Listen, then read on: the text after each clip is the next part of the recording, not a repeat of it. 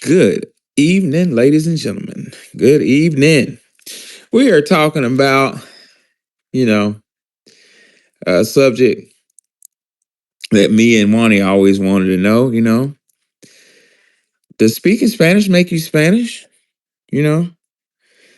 And what exactly is a Spanish, you know, uh, a Spanish nigga, what that is? I I speak English. Does that make me an Englishman? You know? Uh we gotta twist it. You know what I'm saying? People call themselves the language that they speak. But is that fair? So we're begging that question. Are Geechees Nigerian? Are they the same thing? Because I hear that the Nigerians are claiming Geechees. So, hell, I don't even know where to start. I lived in New York in my formative years. I was very blessed to have the opportunity to live in Manhattan. My grandmother, let's just say my grandmother allowed me to study abroad and explore the world when I was 19, 20, 21. I turned 21 in New York City, believe it or not.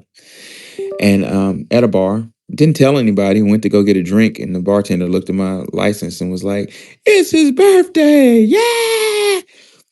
One of them days.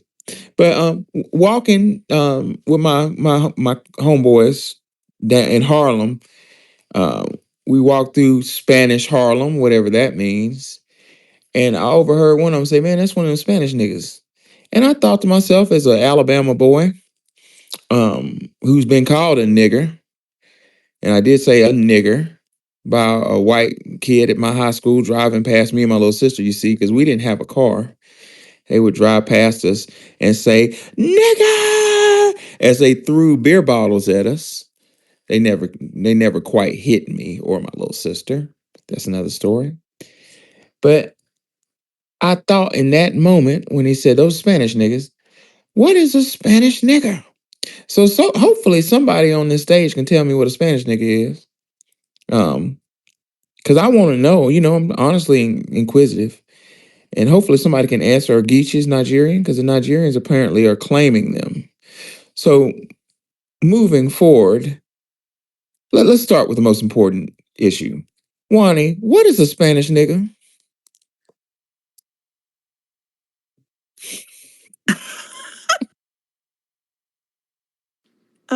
Something that New York people invented.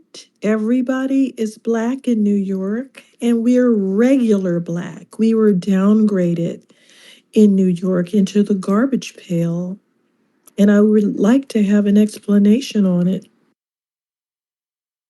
So in New York, everybody gets to be a nigga? That's not fair. Yes, they are. How does that work? They've lost sight of what being black is or what being a black American is. Mm. Again, is it proximity sex? Is that what it is? Dr. Chancellor Williams says that Egypt fell because basically, to make a long story short, um, there was interracial sex going on. So interracial sex is dangerous. Uh, Cross cultural sexual encounters tend to blend cultures, and that's what I think I'm hearing is maybe some. Hell, I don't know what I'm talking about with this issue. I'm just frustrated. Look, I'm just gonna cut straight to the point. Can they please? Can we please get them to stop calling themselves niggas? That's not cool. I'm offended by that. I feel like it's just an excuse to say nigger. Am I out of line for saying that? No.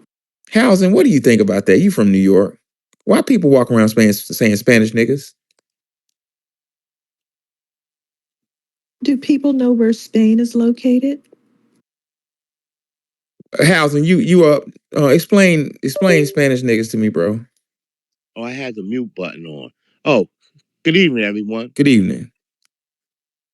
That that started and it started like in around. Let me give you an exact date.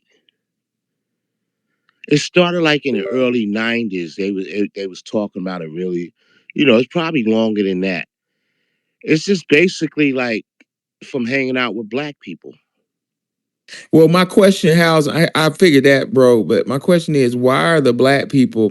Look, I'm a country boy, man. In Alabama and Mississippi, if a white dude or anybody say, "Man, I'm a nigga," just like you, man, somebody will slap the taste out their mouth before they even get the word out. So, Yeah, so how does somebody in New York get to how that work? Why? What? it's Go ahead. it's just it's different up here. New York is different. Wow. New York is straight different, and they basically like that's they use that in their daily interactions with each other.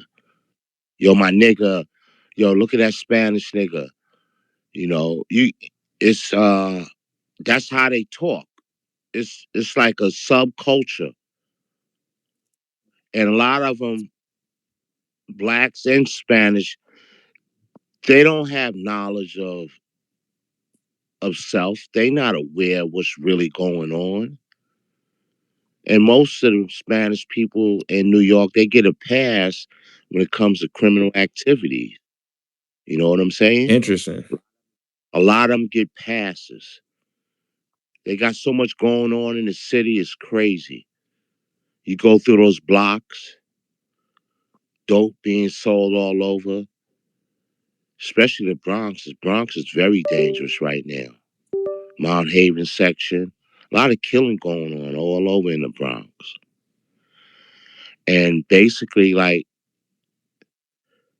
now, being that it's a lot of separation right now, this is how Spanish, mainly the Puerto Ricans,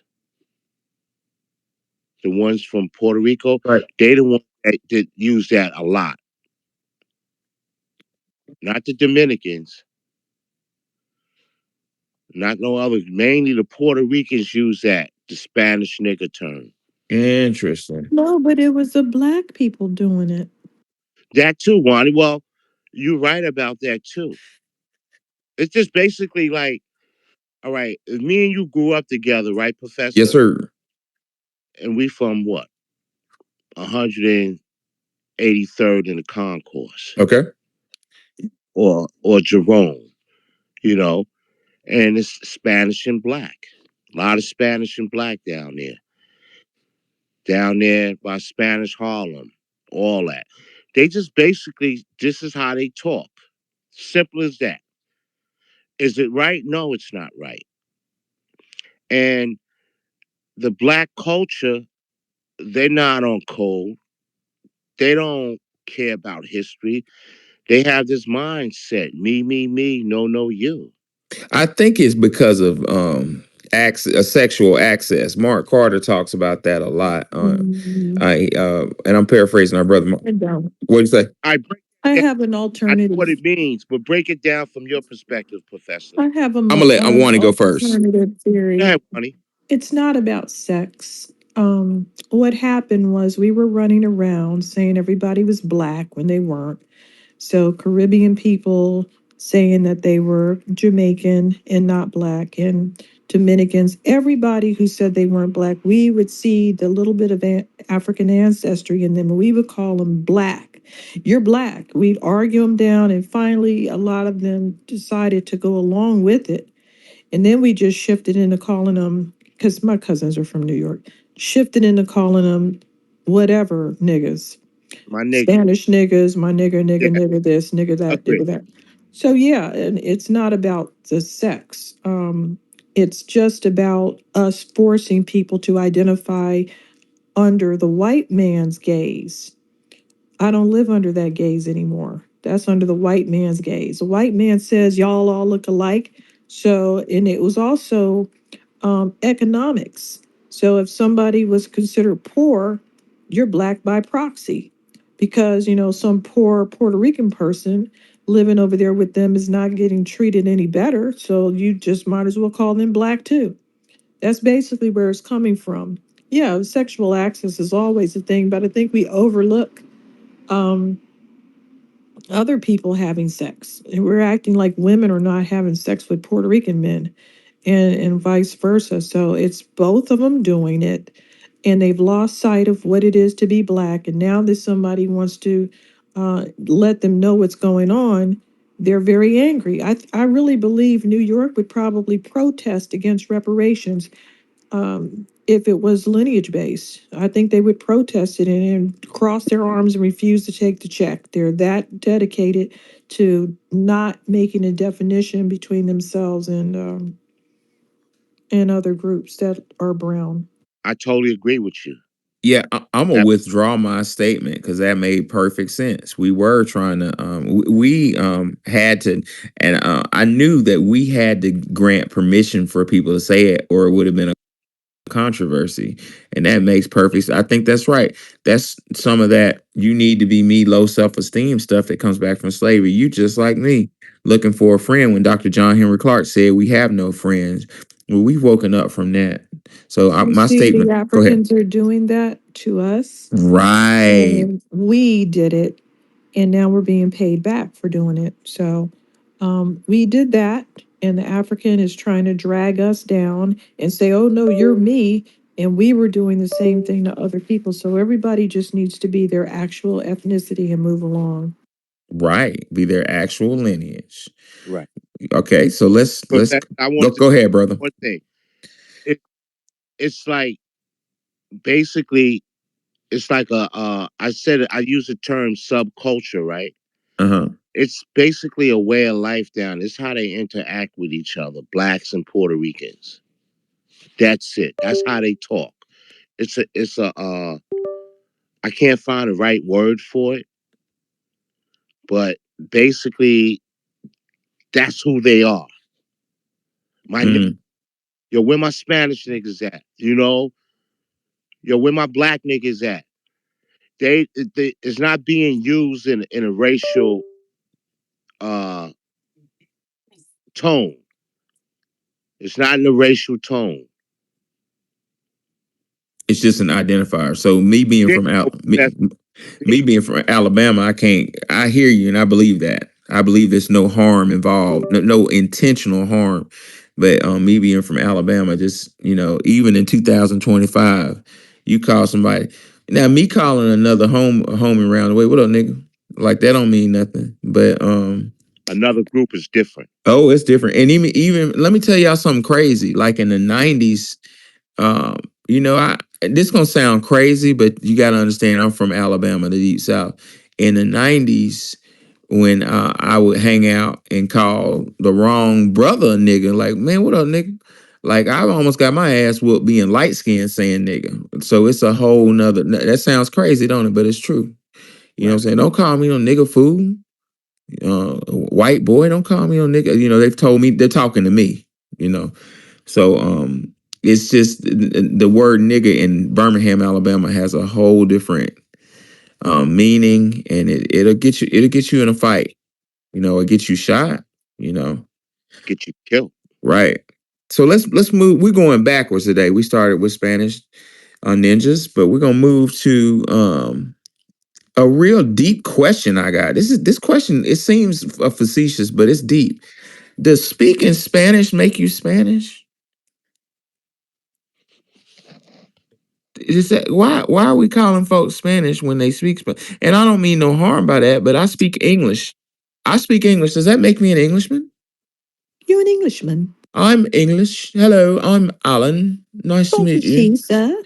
Bonjour, sir. How did we become Spanish all of a sudden? So you can say, well, I have lineage, Spanish lineage, but guess what? Me and Wani have English lineage.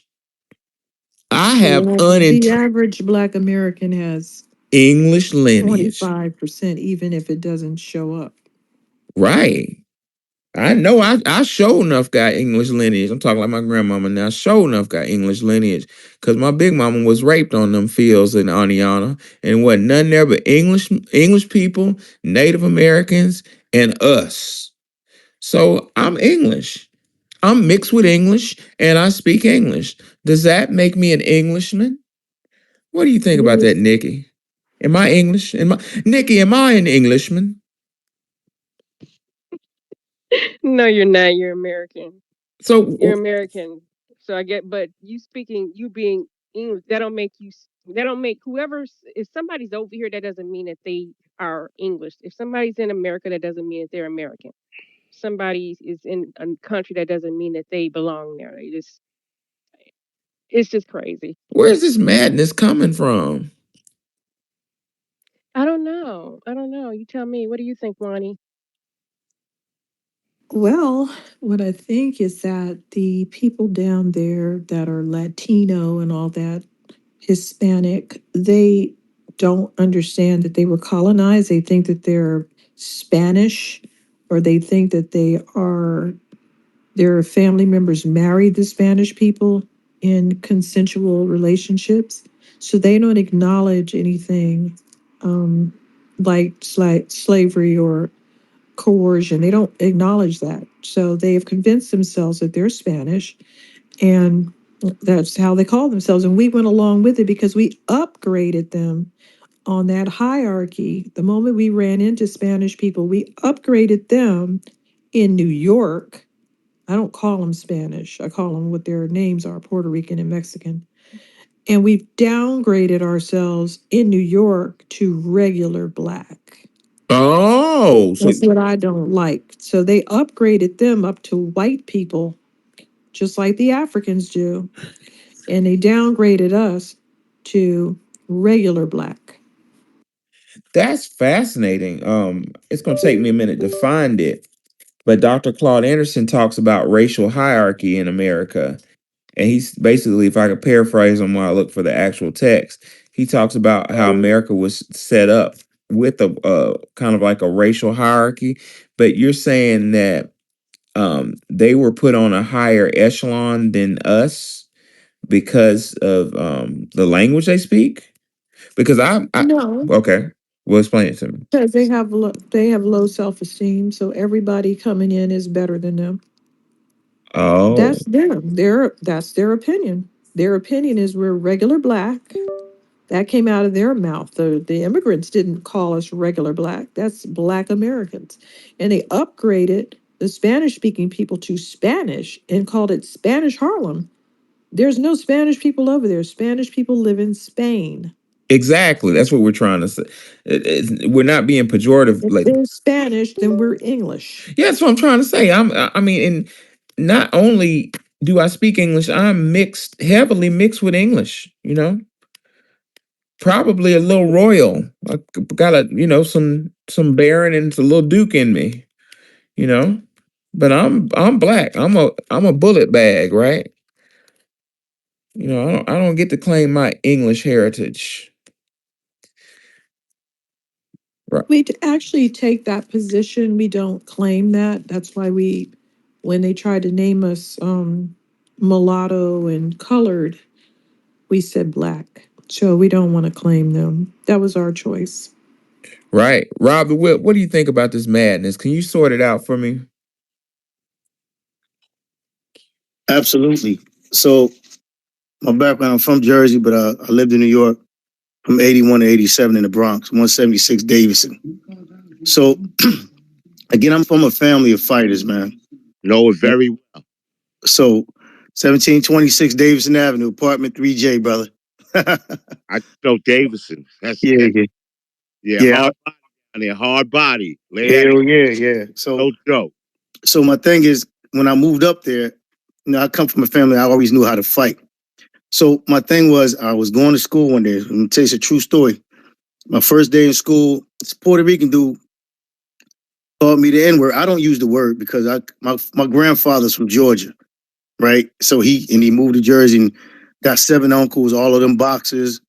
All the men in my family grew up fighting. That was his criteria. If you're a man, you got to know how to fight. So I've been boxing since I was 7. So my thing is, I got fights in my belt, 70-something fights in my belt, all this shit. So I went up there knowing how to throw hands. I'm like 10 years old, 11 years old.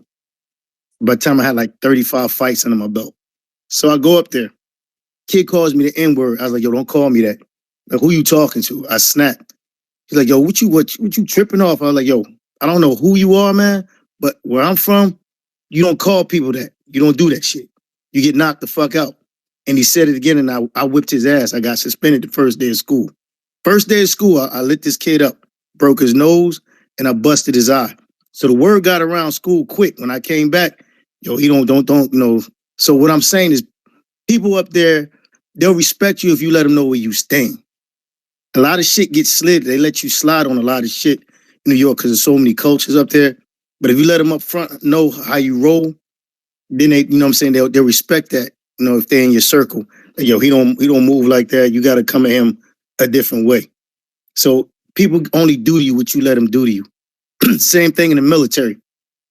Here from New York, Italian kid trying to fit in. He didn't mean nothing by it. One of the dudes, no, one of the dudes. My thing is when we overseas, I got to know you could be able to handle yourself.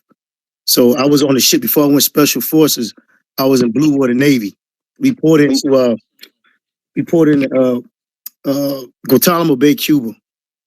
Big fight broke out. All this other stuff. You find out who can fight and who can't when you in a bar brawl. It was a big ass brawl. So I was like, all right, I don't roll out with people on liberty in other countries if you can't handle yourself. Because I don't need to be babysitting you and got to drag your ass back. Speeding it up, Italian dude came in, new from New York, trying to be cool. He said the N word. He got smacked in the face on sight. They whipped his ass. I was like, yo, now explain to me, this ain't New York. You don't get to do that. And he straightened him after that, and everybody was cool with him. So that's the thing. Culturally, it's accepted up there because they let a lot of other cultures slide on that word. But if you check them at the door, they'll respect your gangster. 2, to answer the second question about the Spanish stuff, no, just because you speak Spanish don't make you Spanish. I found that shit out firsthand. I had one of my partners, he was overseas, Francisco Sanchez, my boy, Mexican cat. We pulled into Spain. I'm thinking like, yo, I don't speak Spanish, so I'm rolling with him. I'm like, Frank, we gonna get some Spanish food. I ain't never been here. I'm traveling the world. We pull into Barcelona. We was in Barcelona. Pulled into Barcelona. He's like, all right, yeah, we're gonna go out. Okay, cool. He asked somebody for instructions, simple instructions in Spanish. They looked at him up and down like he was a piece of shit. I was like, yo, what just happened? He was like, man, these people are rude. And he was an essay from California. He was like, yo, these people are rude. They wouldn't even talk to that man in Spanish. They looked at him like he was like they like it was because and they explained like you sing Spanish, you don't talk it. It's like Mexicans like talk like these, so, you know what I mean? So they knew he wasn't from Spain. They wouldn't even have carry conversations with him. So just because you speak Spanish don't mean you Spanish. They looked at him like a dog over there. They didn't even respect him. So that's all I got. Now, that's exactly what I keep trying to tell people. When I go to Spain, everybody wants to talk to me, and they're not trying to talk to me in Spanish. They're trying to speak to me in English. Different response. And it's because a lot of Spanish speaking people go over there to leech, and they don't want them there. They don't want them there at all. Yeah, I've heard that there's a big difference. I had a really good friend in high school. He passed away. God rest his soul in a car accident, but he's from Peru, and he told me that it's the Spanish, like the actual Spanish, didn't associate with members of from Peru, Spanish speaking people. Like so, um, they kind of I feel like they kind of tell us a different narrative, than what actually goes on in Spain. And also, he told me that the Spanish spoken in Spain is a lot different than the Spanish spoken in South and Central America. Like it's almost a different language. In the Jumbotron, guys, just to keep this scholarly, I put a very interesting diagram from our brother, Dr. Claude Anderson, where he talks about the rating of trading in the transatlantic slave trade. And if you look at the um, traders, the country of origin, you were treated better depending on your skin color plus the metrics are your skin color plus your country of origin. So yes, there were English in indentured servants. So I'm not going to call them slaves. They were indentured servants, and they had a rating of one. One meant that they were treated with the utmost respect. And at the bottom, you had people coming from the Arab nations, which were black.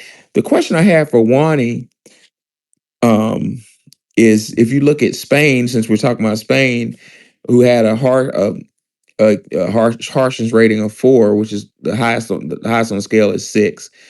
My question for Juan is, what does swarthy mean? It says Portugal and Spain has swarthy as skin color. Moors, What does that mean? Moors. But I mean, does that mean chocolate? What does that mean? No, no, no, no, no. Like a dark Let's not go complexion. crazy. They're not chocolate. I've never known They what could swarthy be. meant. They could be, but swarthy doesn't mean chocolate. Hmm, interesting. So, They have a lot of reasons to have more melanin than someone in Scandinavia. First of all, Africans directly went there, remember, 20, 30,000 years ago. And that's who the other people from the Caspian steppe ran into. So they were brown. We have their skulls. Um, we have their facial features, Grimaldi type people. So first they have that as their backbone. Then they had the Moors. That added some melanin to the conversation. And that's why they get suntans better. interesting. I thought that was thunder. I thought somebody was outside shooting. It was some thunder. What are your thoughts on this? I was like, "Whoa, man, they shooting out here now." What are your thoughts on this? No cap. As far as like the gatekeeping element, I think in our urban areas right now, we're dealing with a lot of goofiness instead of gatekeeping. And as far as that goes, um, a lot of our youth are doing it. Calling non-black people the N-word, and in turn receiving them as people that are acceptable to say that back to them.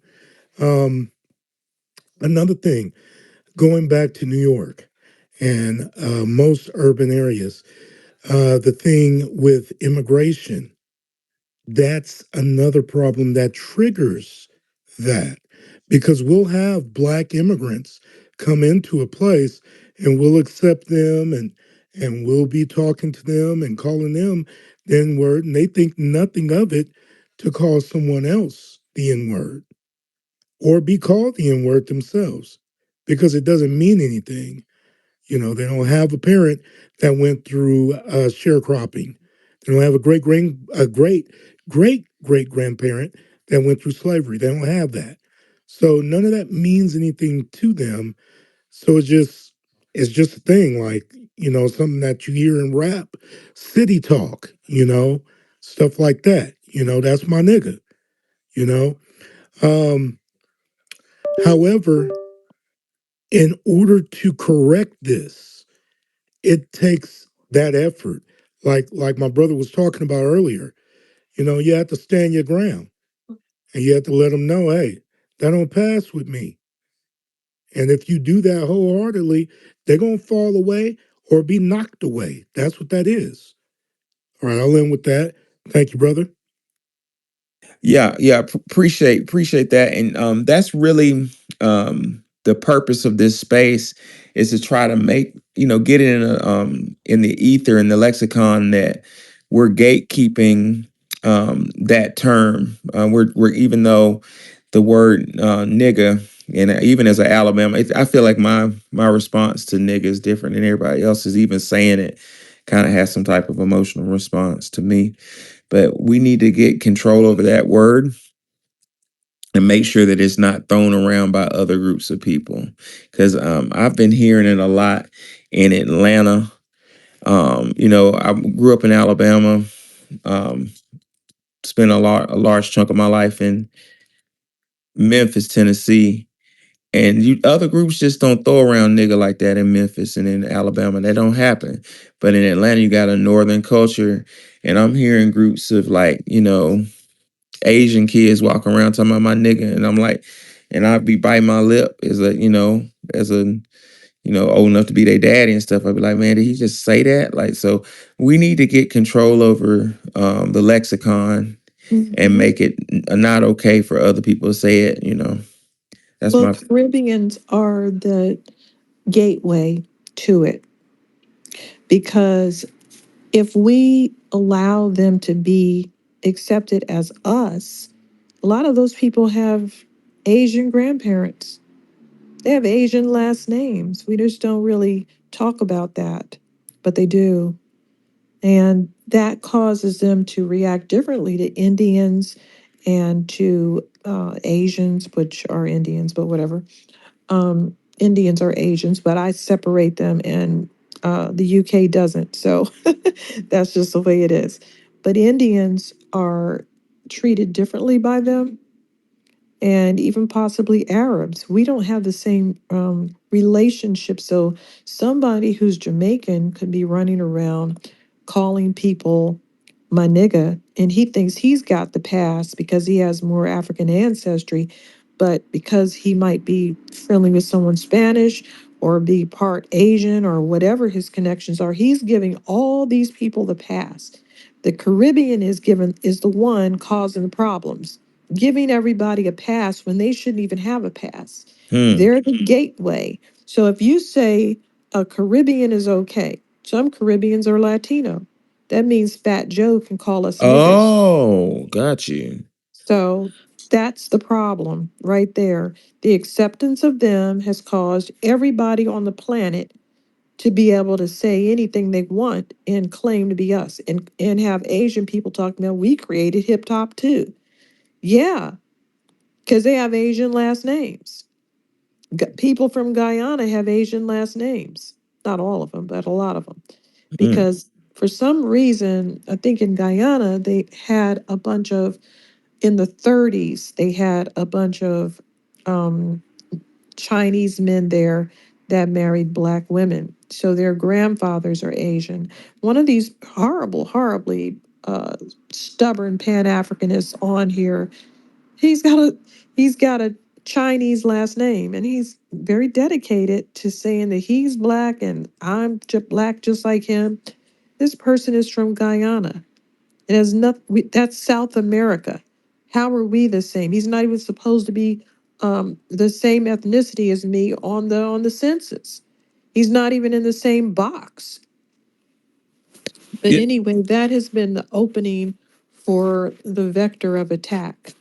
Yes, and the love it, Wani. That's so beautiful. That see, ladies and gentlemen, I want us to think like Wani just did. She identified where it was coming, and I know it's true what she said because when I transferred to historically black college system, there were people, a couple dudes that from at my school that were really popular. They were from Bahamas. They were Bahamian, and they kind of went over the top FBA. They had do rags and stuff, and they used to say, you know, they just say nigga, nigga, nigga, nigga, this, that, and that. So I know what she's saying is true, but I want us to be tactical in our thought process like that. Like try to identify. First, you identify where it's coming from, then you analyze. So identify and analyze, and that was a brilliant analysis, Wani. I appreciate it. We're gonna go to let's see what Most Love got to say. He's putting his thumbs down a whole bunch. Most Love, what's going on with you? Hey, how are you? I just wanted to kind of jump on the space about a Spanish nigga. And as you all know, I'm Yes. a second generation American, but I have roots in Equatorial Guinea, Okay. and that is the only Spanish speaking country in Africa. And I was called up here a conquistador myself, and I was called a Spaniard, but I was quite offended by that because I never in my life would ever consider myself a Spaniard, and I don't even speak Spanish. My grandparents do. I'm an American, but I see that a lot of Latinos would typically say the N word because they've been made comfortable to say the N word by a lot of FBA. A lot of FBA also don't stand on business checking a lot of people who aren't black saying the N word. Yep. So I would just say also I agree with what Wani has to say about Caribbeans giving other passes to people saying the N word. But even though I am African, I don't really like hearing other people say the N word either. Now, do you all think I should be able to say it? Well, it rubs me the wrong way when these people from the diaspora come up in here calling me nigga. Like that rubs me the wrong way. So I think we need to be culturally appropriative to to I our own would culture. What are we gonna say, morning? I would say no, because if someone ran up on me and called me a kafer, that wouldn't affect me at all. But I've seen South African people called that term, and it really makes them mad. They Pisses them flew off. into a rage and beat up a bunch of white people at a gas station, just like we get triggered. So if that word was not used on you and you're not triggered by it, it's just best to not use it as a toy. That's just me. I can't tell people what to say, but it would probably be a good idea if we didn't use it. Now, the issue is that everything we say, everything we do is going to be copied, and that's just one of the things. That's part of the system that's around us. For some reason, um, we have main character syndrome because we're main Yep. characters. Yep. Um, just to play devil's advocate, Wani, I just got a question for you. I just want to kind of put this in the ether. Do you think the what effect would you say music has with the free use of the word of the N word? Do you think hmm does it? Yeah, because when people are listening to that, they want to mimic the song, and like I said, it's cultural. We've reclaimed the word and made it cool, just like the white boys were cattlemen, and we were called houseboys and cowboys. Now everybody wants to be a cowboy. We were called niggers with a hard R. And now everybody wants to be niggas because we made it cool. Everything we transform like that, they're going to want to copy it. That's just what's been happening. Yep. Yep. Wells, and I'm curious to know your perspective on this. Educate us. Hi, good evening, everybody. How's everyone doing? Doing Hope everyone well. is doing good. Yes, ma'am. It's interesting because I was born in New York City. I was born in the Bronx, and at a time where really, truly, there were only a few kinds of Spanish. There were Puerto Ricans, Cubans, and uh, more like there were a lot of Colombians, I think, at one point. But they weren't a lot of them. You see, like no one growing up in New York at the time, no one knew about Mexican food. We didn't know about Mexican. We didn't know about Peruvian and although those cultures weren't there. So I think for a while, for decades, They weren't as aggressive and boisterous and aggressive towards, like, say, Black American people, for example. So, for me, uh, like you guys, well, some of you know that my father was born in Cuba. My father was an Afro-Cuban, and at the time that he came here in this country, he says, you did not want to speak Spanish. You didn't want anybody to hear you speak that. You had to, you were determined to come here and learn English. You had to learn English, and it was just the immigration process back in, like, he came here in the mid 50s, 1950s, was completely different than this nonsense that you.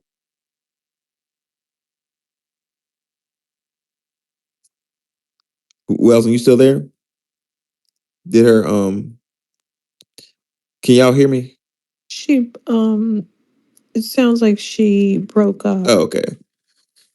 I don't think she got a phone call, but it sounded like she broke up and then just kind of lost connection. I s She'll tell us what happened. Okay, I sent her another invite. Welton, when you come back up, I'll let you continue until Welton comes back up. Most love.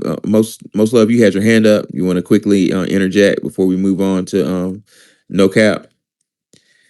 Yes, I was going to say, yeah, she's absolutely right. It wasn't a lot of Mexicans in New York City.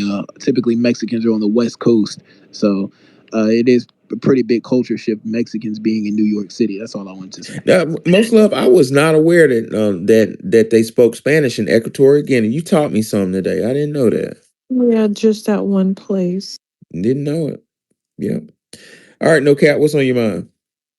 Same thing.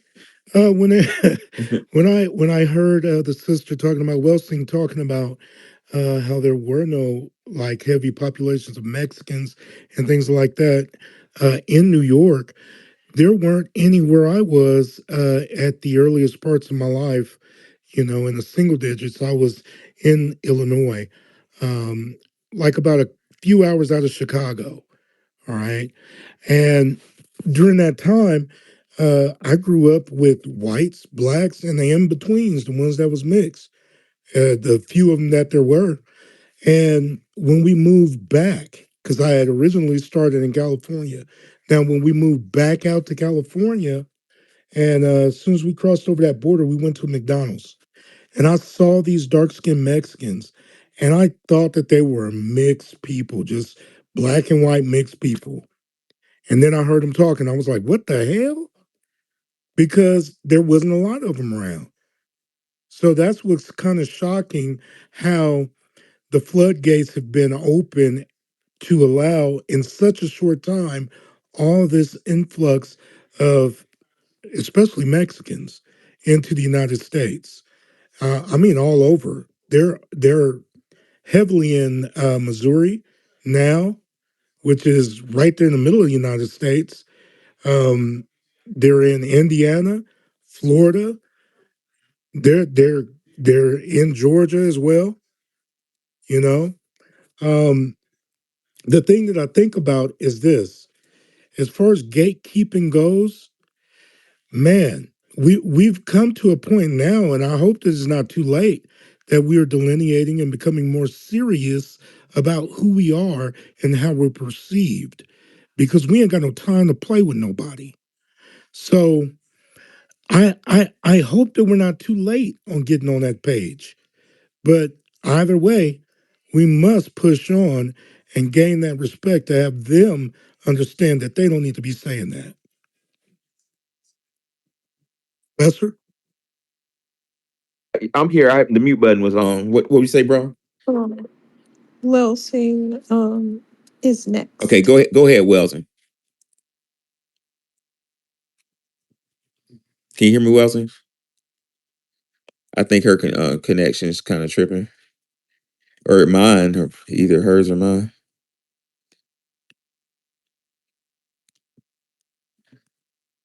Yeah, hers is tripping. When it gets straight, you can come back up. So I want to move on to the first part. We kind of went backwards. Wani, could you educate us on this? Are Nigerians saying that the Geechees are Nigerian? Yes, they Oh are. Lord. And also, not only are West Africans claiming that the Gullah Geechees are West African because they held on to some culture, they were weaving some baskets, and they have some linguistics that they've preserved, on purpose. And it was an isolated area, so they could do that. Nowhere else can do that. They didn't have a big influx, and they just had a different setup than what most people had. Maybe they had an owner that wasn't selling people and things like that, so they were able to retain things. But the odd part about it is that we also have a lot of Caribbeans saying that they're them as well. So how is it both? They're both. This is the same thing with the soul food. We've got the white people saying, "Oh no, we created soul food. It's Southern cuisine," and we have West Africa saying, "Oh no, this is Nigerian food." So one of y'all is lying. Oh no, both of y'all are lying. So they don't want us to have anything. And wherever they hear someone with a French name, or if it's in Louisiana and it's got some kind of French element, they don't want to admit that it's French. They want to say that's, a Haitian person. Or if it's something going on in the Gullah Geechee area, they don't want to admit that that's Gullah Geechee culture that they um, specifically went out of their way to preserve because they knew that they would be under the gun. So, and they didn't have the same admixture. Like I said, this country is built on a lot of triracial isolates, and they had an isolate that didn't have the same kind of race mixing as others. So they were able to maintain what they brought over. So they're just basically lying. Which is unfortunate. They're trying to crowbar into our lineage, and I couldn't be any more proud of us for standing our ground and keeping them out of our lineage. Because I mean, and it sounds like disrespectful, but it's not. We're just defending what's ours. We're defending our lineage, just like I would expect anybody in here. The gentleman most loved in here is of Ghanaian. I mean, of Guinea lineage. What would it look like if I tried to pretend cosplay as a somebody from Equatorial Guinea? I would be out of line, and I would expect that he would kick me out of his lineage and say, "Man, you're not one of us." It's like common sense, but it just blows my mind that people act like we're being disrespectful by defending our own lineage. I don't understand it. Black Truth, what are your thoughts on this? Salute, Professor Allen, Sister Nikki, Sister Wani. I definitely have a few things to add here. Yeah, the Gullah Geechee, they definitely have some remnants of quote unquote West African traditions. That it's something that Nigerians, Ghanaians, and others are attempting to latch onto, like they attempt to leech on every single thing in our culture. Like Wani mentioned, the basket weaving, beads, and a few other minor things. But now they're all trying to claim I'm Gullah Geechee nigga. And the same thing with anyone who's from New Orleans or Louisiana. I think someone else mentioned that as well. They're trying to say, "Oh, that was Caribbean culture. We created, all the soul and the jazz and everything. That was us." Please. So yeah, there's a lot of tethering, but no, Gullah Geechee people are foundational Black Americans. They're foundational to this country, and they definitely have that native ancestry in them as well, which Africans absolutely hate. So, on to the next question. Uh, does speaking Spanish make you Spanish? No, I would be Spanish in that case. Who are the Spanish Negroes? I'm guessing that's that's something from like New York and sometimes some Exactly. California. That's really, those are like isolated incidents, and not, if you go to the South, or even most of the U.S., I would say, you're not going to be able to say that word amongst us. We're going to at least check you, even if it's not in an extremely aggressive way. We'll definitely check you at the door. And then if it comes to it, we may up the ante a little bit. But yeah, that's really just in New York and California. And Is it it's is it a I, California? Because I kind of view California brothers like what I've been learning about black people in Los Angeles area. They kind of like real out there. You know what I'm saying? Like, can you really get away with saying that in Cali? And yeah. It's kind of iffy. It's like pockets of it. Um, we didn't really we had a good relationship in the 50s with Chicanos. It was, amicable. But with these people running across the border and committing crime and pushing everybody out of the neighborhoods and infiltrating every space, they used to be relegated to East LA, Boyle Heights area, but now they're not. They're in everybody's area. They're all over the place. So we don't have the greatest relationship with them at this point. So no, they're not going to be able to say it. And but there are pockets. You see, that's the problem. That's why people get beat up. Because you might be in a bubble with your little Mexican homie running around calling each other the N-word, and then your little Mexican homie goes over to the real world and gets slapped upside the head, goes to play basketball or something, and it doesn't work out very well. So it's in pockets. interesting, interesting. But Black Truth was actually right about the South. I'm saying from Alabama. Spent a lot of time in Memphis and in Mississippi. Memphis is right on the border of Mississippi. People don't know that, right on the line with Olive Branch. And no, you don't get to say that. I've actually seen a young Hispanic boy get beat up for saying he was talking to in Memphis. He's walking down the street with his crew, and a girl, a black FBA girl, was walking, and he told her to pick his cotton. He said, "Pick my cotton." And man, I watched them dudes with her beat that boy down to a pulp. So it's a different culture in the South, and it's a culture I'm used to. So learning about Spanish ninjas is real interesting for me. We're gonna go. Black Troop, go ahead and land your plane. Yeah, just wanted to say, in California, there are pockets of brothers and sisters who definitely regulate, but there is that off code sector, just like in New York, and it kind of branches off. I think Sister Wani mentioned it before with the Caribbeans, and then on from there to other melanated people who feel like they can get away with it, and it becomes like almost like a spider web of tethers. But I did want to ask, is West Memphis, I always had this question, is West Memphis considered Tennessee, or are you already technically in Arkansas Yeah, West when Memphis you is moved on? Arkansas. Oh, okay. So it Yeah, is considered. Okay. yeah, Interesting. and it's a And then one place. last, Go ahead. oh, I'm sorry, go ahead. Oh, it's a place, man. If you ever get a chance, it's called Wade, WADE, Wade and Pops, POPS, and they serve catfish. So they go in there, Mississippi, and they catch catfish. And on one side, you can buy raw catfish that's caught out the Mississippi, and in the back, they got some old grandmamas that fry it up for you. Man, you have not had catfish till you ate it. Ways and Pops, it's delicious. Hey, yes, No, Professor. Hey, I Really? want to, Professor. I want to iterate on that. You guys were talking about, in L.A. County. In Hey, L.A. hey, County, hold that thought. I don't think Black Truth landed his plane. We come right to you though.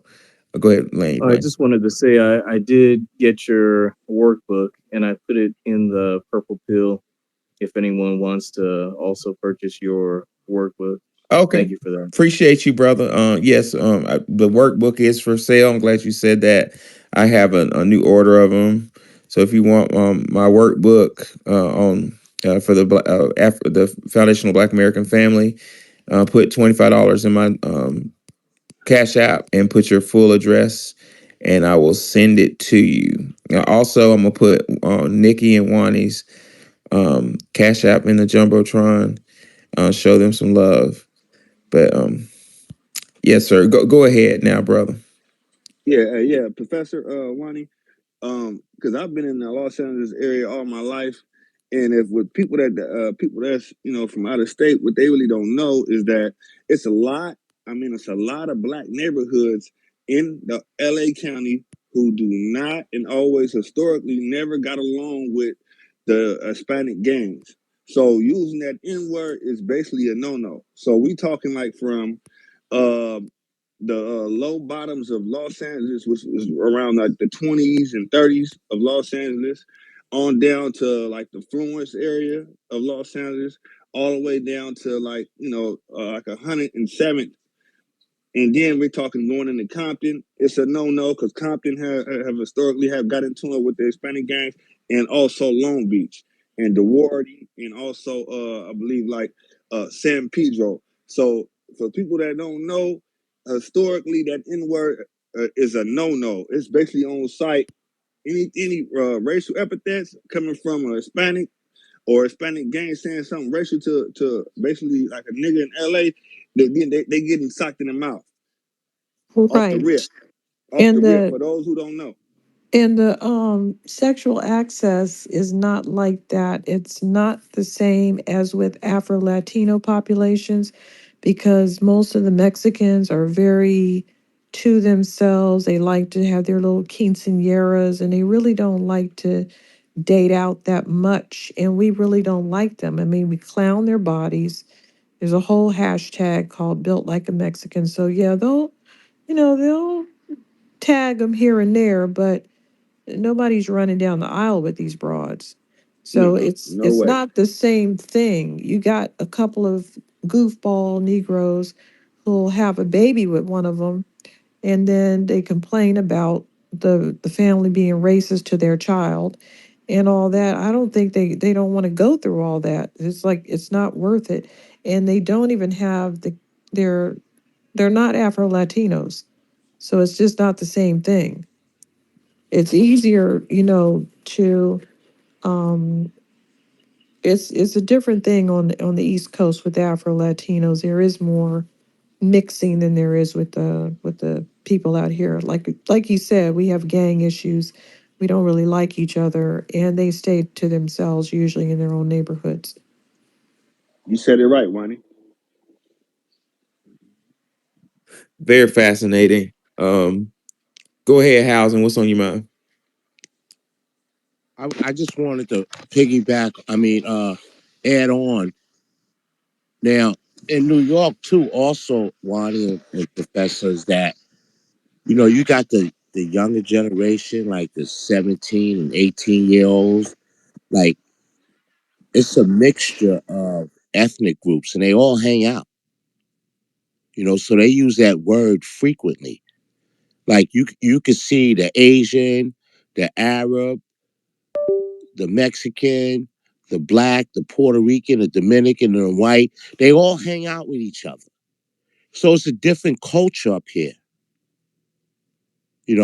That's how you could catch them at the store. You just see a bunch of them, and they talk that yo my nigga, this that and the third. You can hear the girls say it, and another thing I wanted to add on, a lot of the times everybody think that there's Mexicans, it's only Mexicans. No.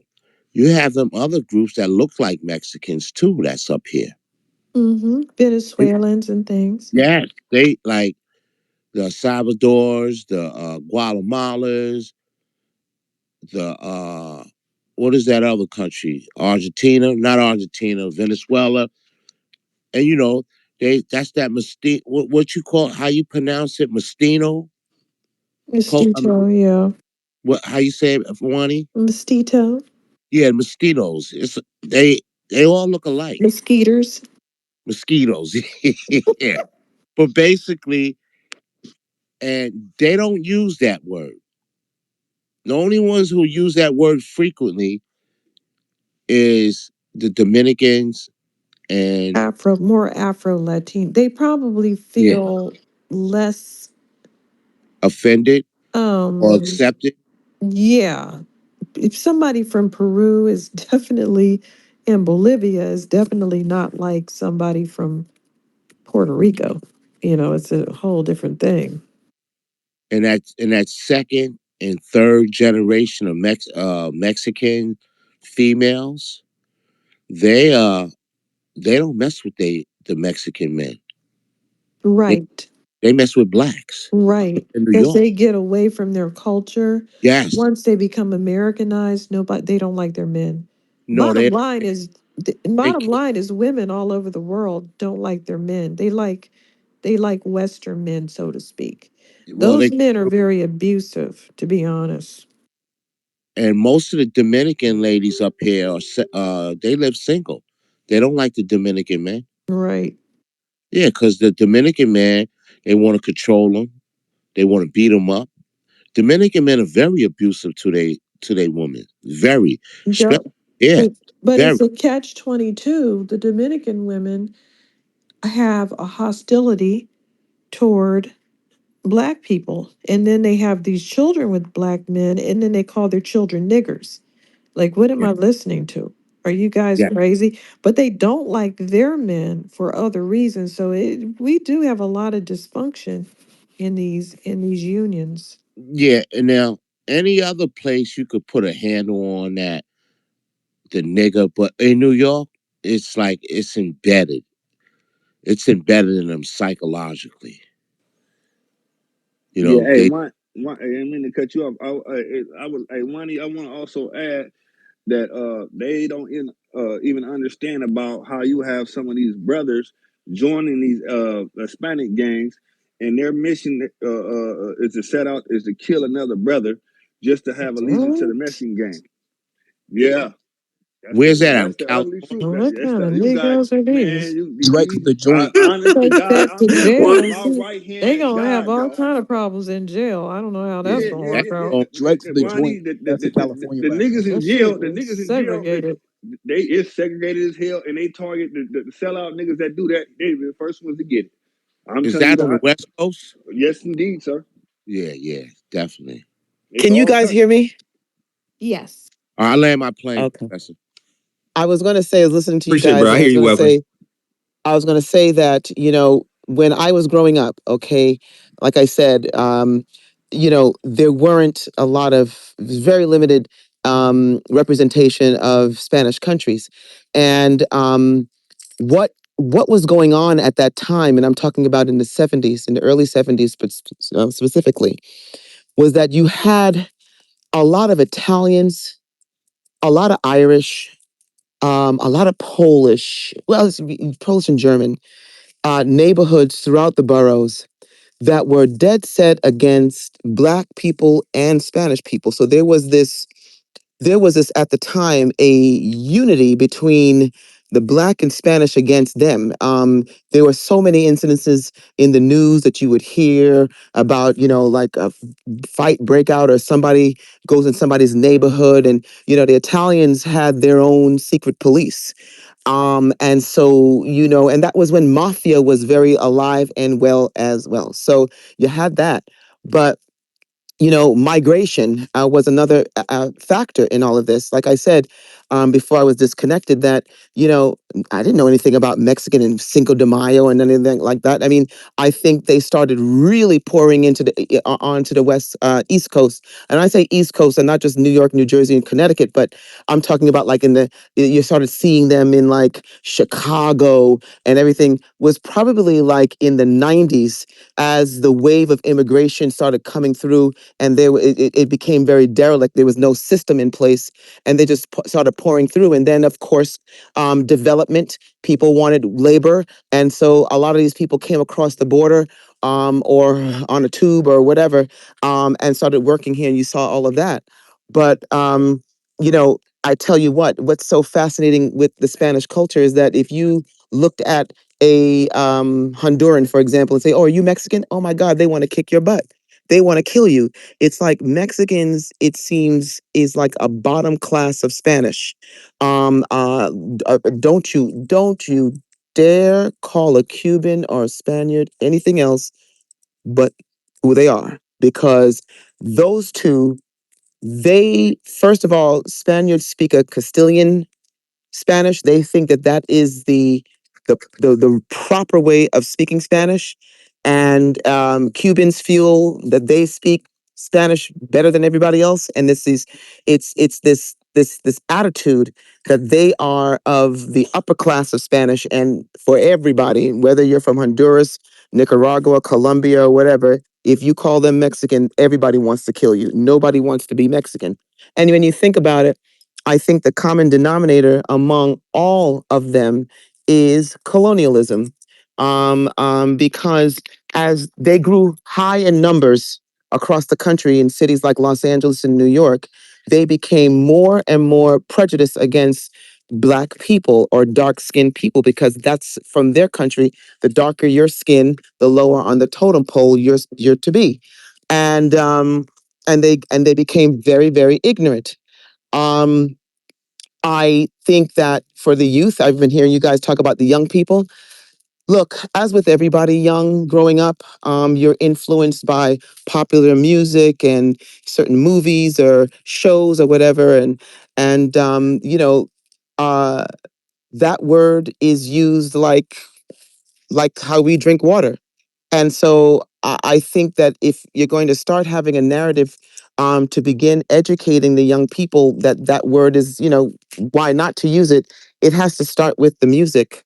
Because, look, they make so much money off of the music. And then part of that music, that the vernacular has that word in it.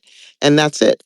Um, uh, I don't have my glasses on, so I don't know what the top of the screen says, but um, sorry. But as far as the Gullah Geechee and Nigeria, I mean, no, that's not. That's not.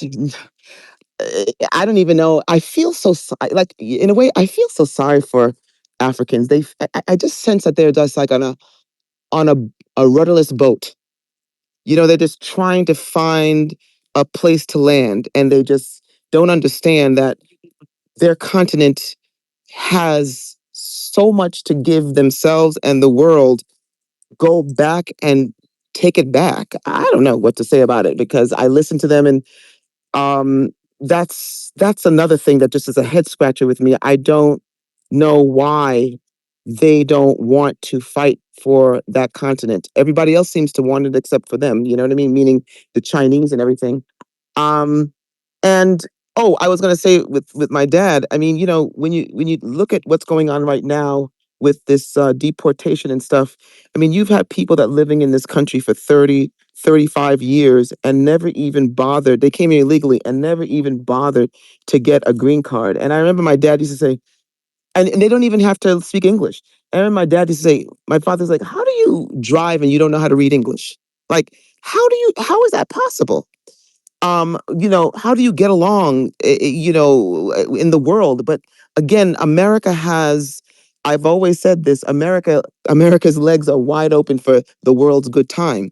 If you are ignorant, uneducated, if you don't know how to speak English, if you have no skill set, if you don't want to do anything and make money, America is the place to go to, because your life can be subsidized for 20, 30, 40 years. And on top of that, you can have a hustle making money. You could walk away and with hundreds of thousands of dollars and not pay any taxes.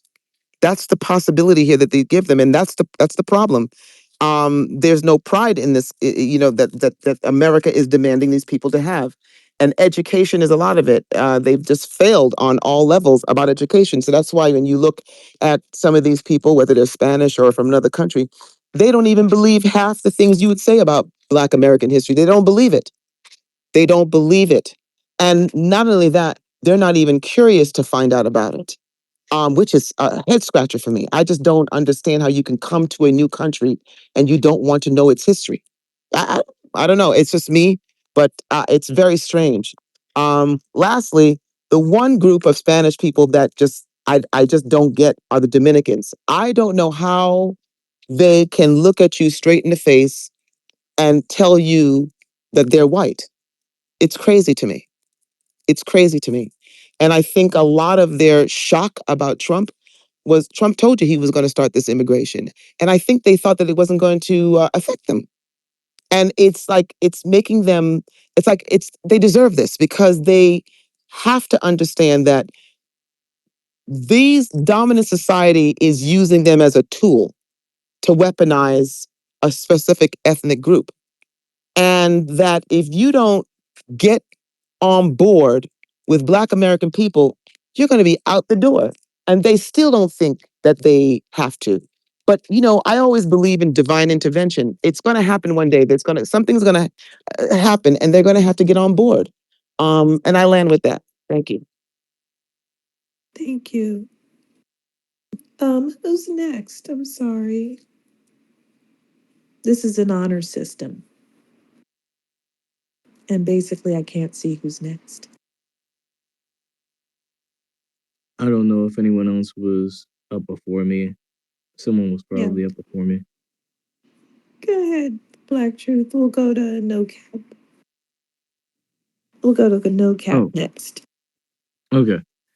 Got it. Well, I just wanted to add some more insights. I like how Brother Lemanuel shared those insights from LA. Certain sectors, certain pockets are definitely on code over in LA. I want to just let everyone know that a lot of times these pockets of quote unquote Latino or Hispanic communities, when they're in low numbers, they keep their heads down. They're respectful. They are, they'll laugh with you and everything. But then after a while, once they get their numbers up, once someone becomes a manager and then everyone at the shop or at the agency is speaking Spanish, it's all out warfare. They've got their chest puffed out, pride seeping through their pores. They're talking behind your back, plotting on how to get rid of you, uh, seeing how they can undermine you. I mean, that's how they operate. It's a very cutthroat thing, and it's a testament to our humanity as FBA. See, we take these people under our wing, and we're kind to these other groups, and they flip the script on us and treat us when they're in a position of power, when they have numbers, they treat us like we're nothing. They don't have anywhere near the level of kindness that we have for them. And whoever was talking about it earlier on, I think it was Sister Welsing, is 100% correct. These Latinos do not have any camaraderie with one another.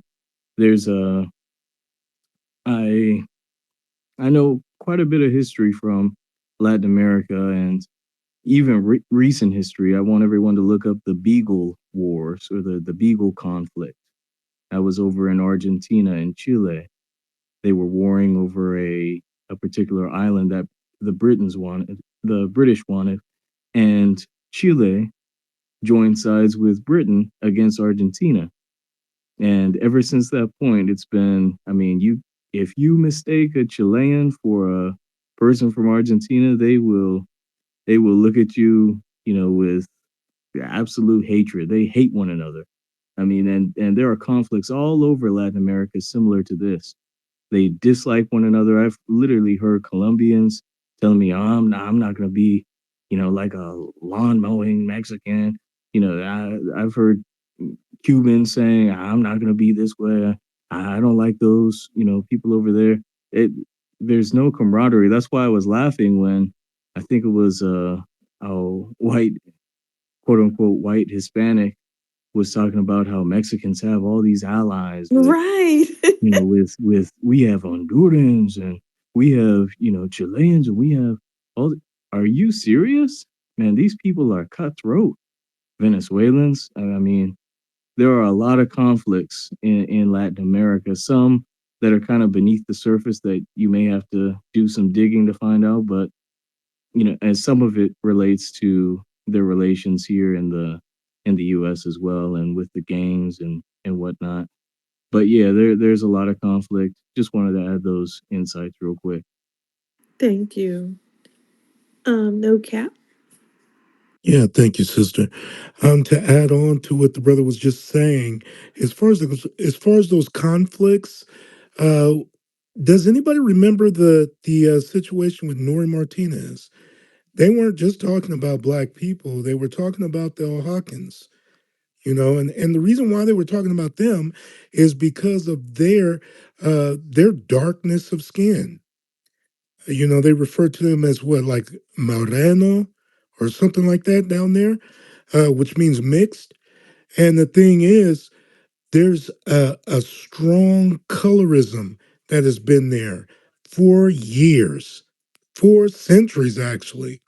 Even when they broke down the different admixtures on these little frescoes, these little paintings in South America, they I saw this program. I forget which one it was, but they were talking about the different admixtures and what you get out of that. And they showed the woman, the man, and then they would show the child. And they had, I don't know, maybe about 10 or 12 of these different little photos in this museum that they showcased these admixtures.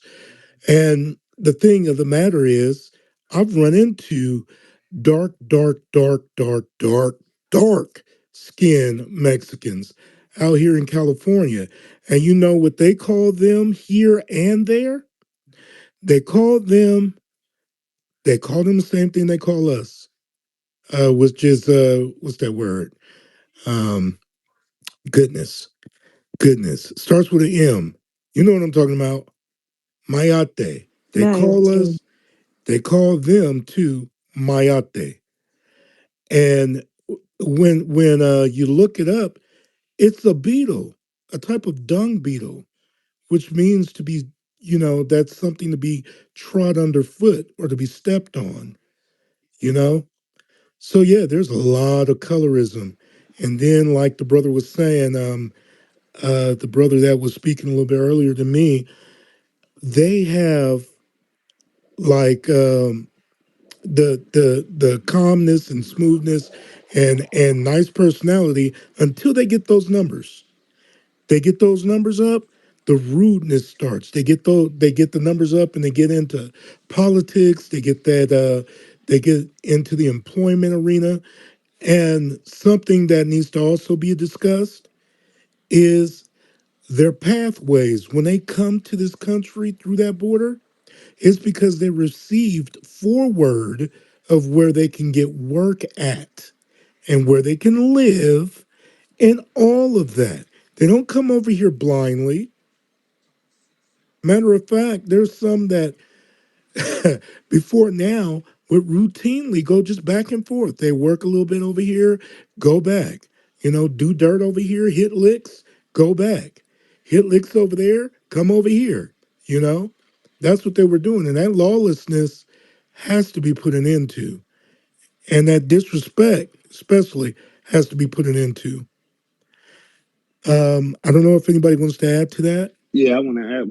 Yeah, I have Yes, sir. yeah, quite a few things I want to iterate and piggyback off what you said. Yes, see, with California being so close to the border, um, these white greedy corporations and farmers, what they do is they pay some of the Mexicans that's already here, right, to go what I'm saying, smuggle some of those illegals over here, and they pay them and they kind of work with the cartel on the undertip. So to undermine, they've been undermining blacks in California for the longest, and it's a whole bunch of crooked stuff going on. As far as with the Rasa means whiten up the race because a lot of the Mexicans in California, a lot of them kiss the white man ass a lot. That's why a lot of us be at these jobs, man. We working at these jobs, man, and some of them be the supervisor or the lead man or you know in some type of leadership position at the job. And then when you go around them and then they know that you can't understand Spanish, they start speaking in Spanish, trying to undermine you. It's a lot of that been going on. Like almost everybody I know, since I've been all my life in California, has a story about that, them being undermined by some type of racist Spanish person at a job. And this has been my whole life. Like all I've seen, it's been worse and got worse over the years. And yeah, they come to California from the border with that anti-black mentality because they treat the blacks that's out there somewhere in Mexico, way that's just way tucked off somewhere. They treat them worse than they do the white folks treat blacks in America. They just put them on a census in I believe in 2018. So all this time now, they wasn't their vote never counted in Mexico. They never counted the census or anything like that. They was just disregarded. They didn't matter, and they got the crumbs and the scraps. Excuse me, that they left over from the dinner table. They were treating blacks in Mexico just basically like slaves. And you rarely see any of them in America. The ones that's from Mexico, they can't even get a chance to come across the border. Like you might get one, you might see one out of 50 Spaniards.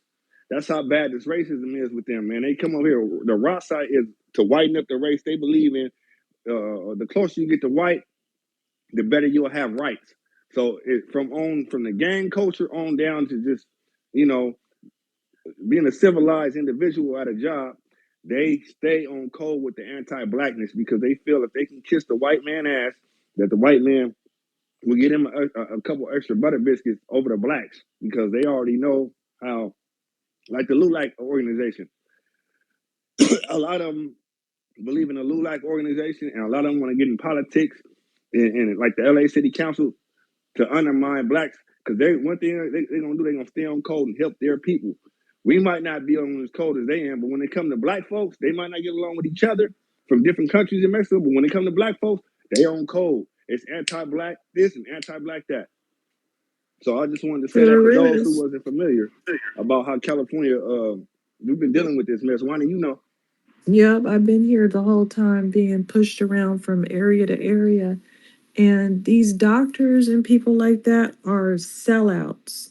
They don't care about Americans. They'll hire a Mexican broad with tattoos on their face. I mean, I went to my doctor's office and this woman had tattoos on her neck, on her face, and she was talking to everybody like trash. And then I went up to the desk and she changed her attitude. But I didn't have to mad dog her. I mean, she was just treating everybody like garbage. The only reason that they're doing that is because they're cheap and the whole population has been taken over by, Mexicans. So now everybody needs to speak Spanish. That's why that no Spanish speaking bill needs to go through, or it's English only. I hope that goes through. That will crush a lot of this stuff because they That would quell so it much, Wani, would. because those city jobs in Los Angeles, for example, were always, when I first came here, you saw mostly Black people behind those desks. They were in the city jobs, they were in the state jobs, county jobs, and over a period of years with this bilingual requirement bullshit, which is really what it is. It's just bullshit. What that has done is elevated these people into jobs that most of them are not qualified for, but mainly in human resources. That right there. And they will hire their own, even if they're not qualified or have any type of training. And then you may, if you're lucky, see one Black person. And to your point with regards to doctors' offices, a lot of that is because you have these out here, you have like say career college and yeah, you have those schools that will almost like vocational schools that will teach you how to do medical billing and things of that nature. When I tell you that who are the administrators behind it are Hispanics. And who are they recruiting? Hispanics. So you have all these students coming out and they're being trained in phlebotomy and respiratory therapy and pharmaceutical technician and all these things. And they are the ones getting those jobs. Black people can't get into those schools. And it's because they have used this bilingual shit to weaponize against Black American people, and they create tribalism. And so I heard that Marjorie Taylor Greene is championing this bill to make English the official language of the United States. Let me tell you, second to E-Verify, it is going to upend their world down to students in high school. My girlfriend's son, I will never forget this. She called me and said she was in a conundrum with her son, who they live out in Pasadena. Could he find a little summer job in one of those fast food places? No. Apparently, he went to a McDonald's, and the manager wanted to hire him. He's a really nice looking, astute young man. And he's well spoken, and the manager wanted to hire him, but he was very candid. And he told him, young man, I would love to hire you, but there is a quota that we have to fill for bilingual at McDonald's.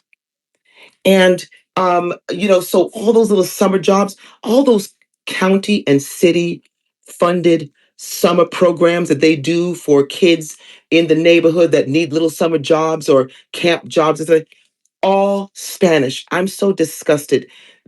This, we have to eat, like, I don't know about everybody else. There's a few of you here from California.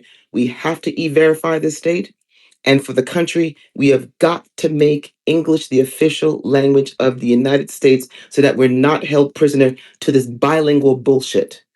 And it drives me crazy. So Oh, um, I thank you so Sister much. Wilson, I just want to, that is you, right? Yeah. All Oh, day. okay. I didn't see the icon next to your name. I just wanted to interject with that. Another excuse that they use is that that young man wouldn't be a great fit because, everybody else is speaking Spanish back there, and they use that as an excuse. Mm-hmm. Mm-hmm. Absolutely. They will Absolutely. have all Sikh Indians running a business like a one of those. Remember that incident where a bunch of Sikh Indians got killed in a FedEx inside the airport in Indianapolis? Oh, yeah, like 3 years ago or 4 years ago. Yep, yep. And Hmm. they got killed because they were in there bullying one white boy had a job there. It was all them and they don't want anybody else. So they probably had a rule saying you have to hire somebody that's not them and to make it look good like a token. They had a token white boy and they irritated him. That case went under the radar because they didn't like the narrative. The narrative is that you've got all one group working together because they feel comfortable doing so. Oh, no one wants us working with our turbans on. We all have to work together. How would that be if I demanded to work with all black American women? I want to work with people that speak my language or else I don't feel comfortable. How would that be? I mean, what are they doing with these people? They're giving them all kinds of perks and opportunities, and they can work in. Another situation was in a warehouse, and they had everybody was Spanish speaking, and so this white guy said he learned how to speak Spanish so he could do. They said, "Oh no, you have to be a native speaker." So they're not playing with their racism. They're not playing with their otherism, their ethnic bigotry. They're just going to keep on upping the ante so that you can't qualify. Wani, it's these politicians that allow this.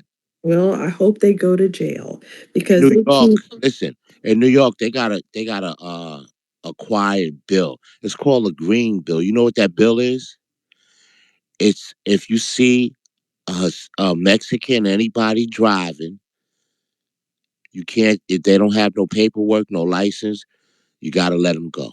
Right. They have that. They have that in certain areas. Are you kidding That's me? over. All of those things, all of those protective things are going to put people in jail. And I can't wait to see that. That's on my Christmas list too.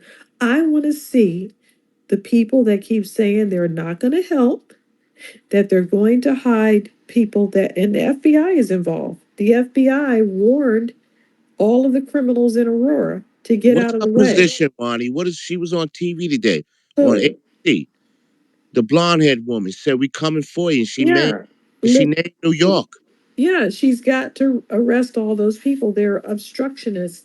And they also, something is going on with the FBI because they found some evidence that the FBI was involved in warning the people when they were trying to arrest those people in Aurora. They gave them the heads up. So whoever gave them the heads up, once Venezuelan gang members that took over Aurora Right. apartments, they want them to run away. Like, who's doing this? They talking about taking their pensions. Yeah, they got to take everything.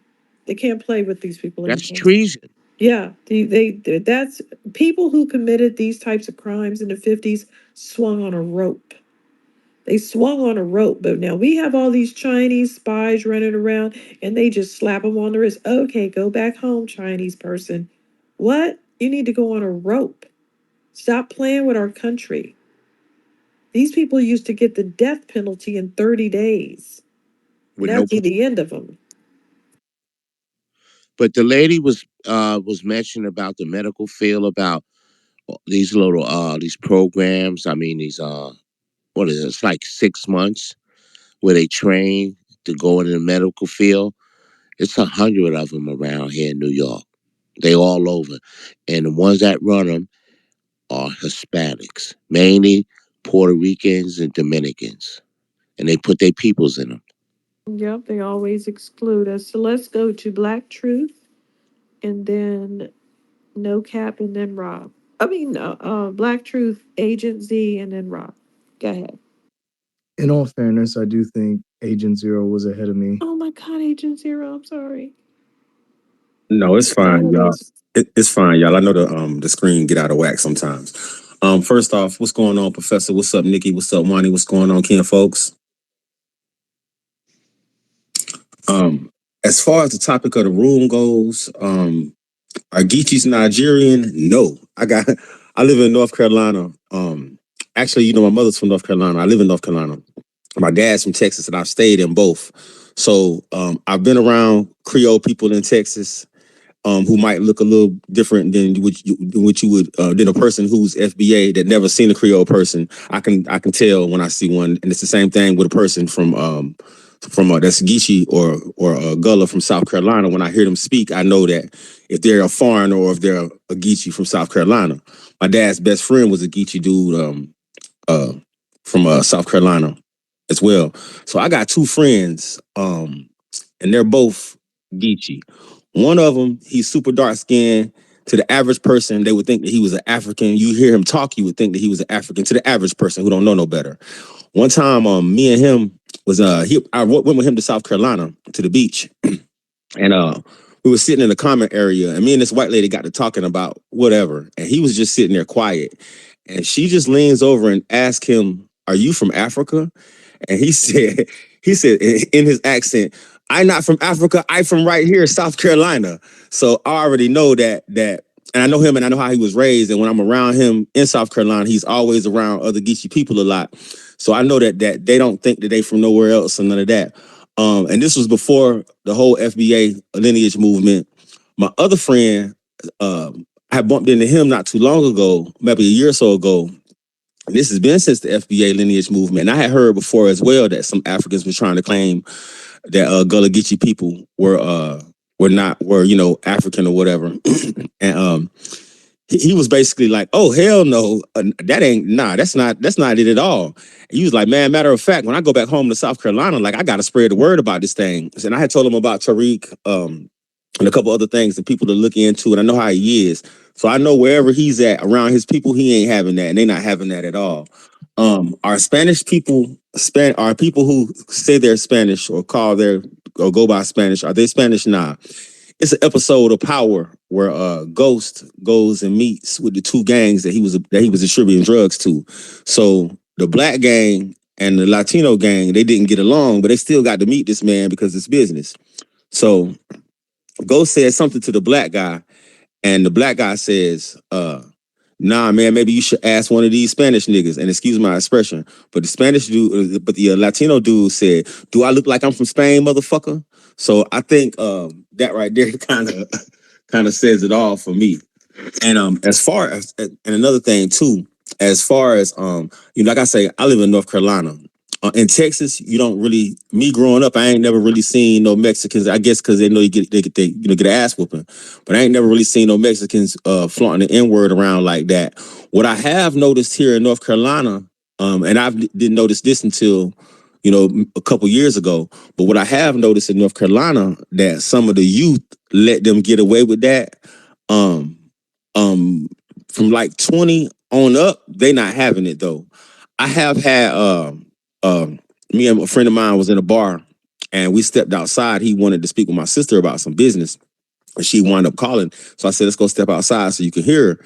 So I stepped outside with him. And it was like a Mexican dude. He's sitting down near us. And I could tell he's trying to interact and talk with us. But I was in the mood. I wasn't there to talk. I was just trying to have a drink with my friend and we're going on about our business.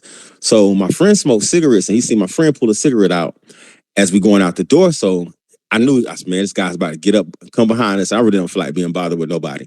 So we go outside and he's talking. I mean, my friend is talking to my sister and I'm just standing there by myself. So he walks up to me and was like, what's up, my nigga? And it was 0 to 900 on his ass. So, I don't play that at all. And I explained to him like, yo, I know people that died about that word, bro. I don't know where you from or where you think you is, but you keep on, you're gonna get hurt. The best thing for you to do is going on the other way. So I think we gotta start, y'all hear me say we have to start instilling these things in our kids. I think from the first time our kid go to kindergarten, daycare, don't let nobody, that ain't one of us call you that. Period, point blank. I don't care what it is. It's been situations where my parents told me, if you don't worry about your teacher telling you to whoop ass in school about being peaceful in school when it comes time to this for this or that, and the word nigga is one of them.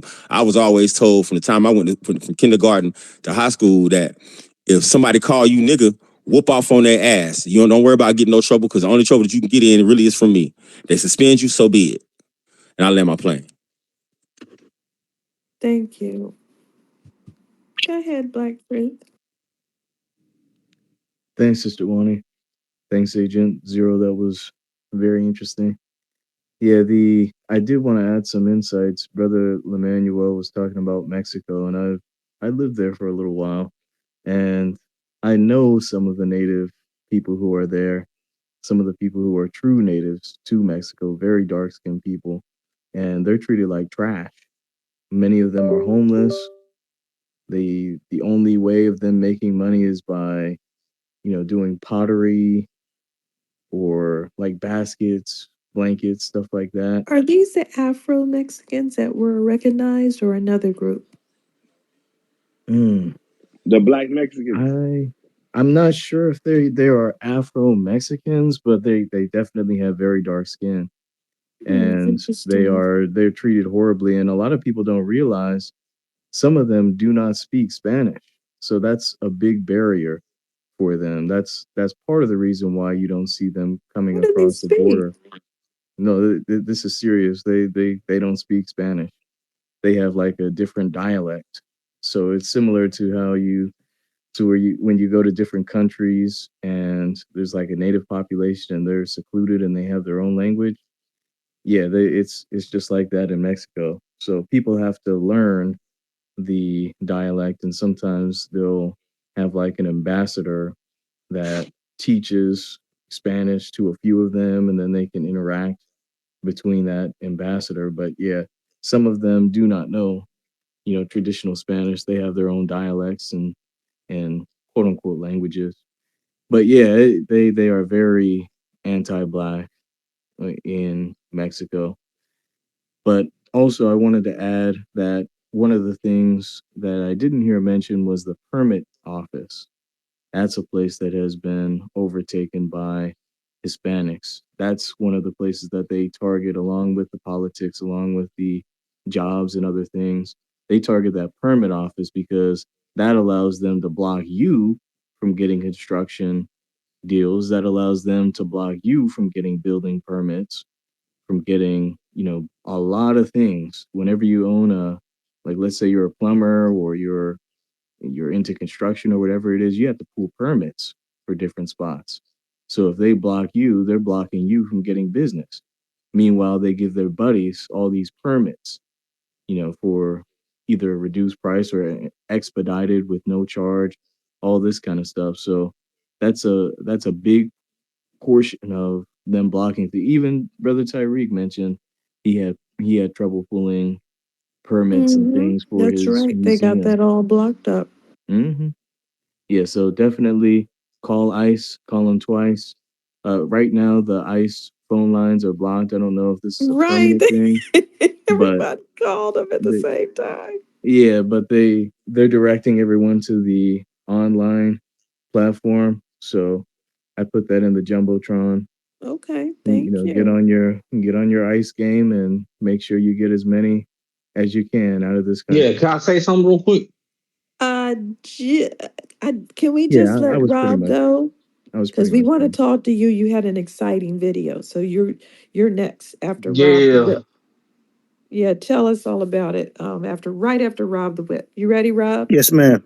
Um, so I want to hit on two things. I had a pretty eventful life, man. But my mother married a Geechee, my stepfather, and he was from Frogmore, South Carolina.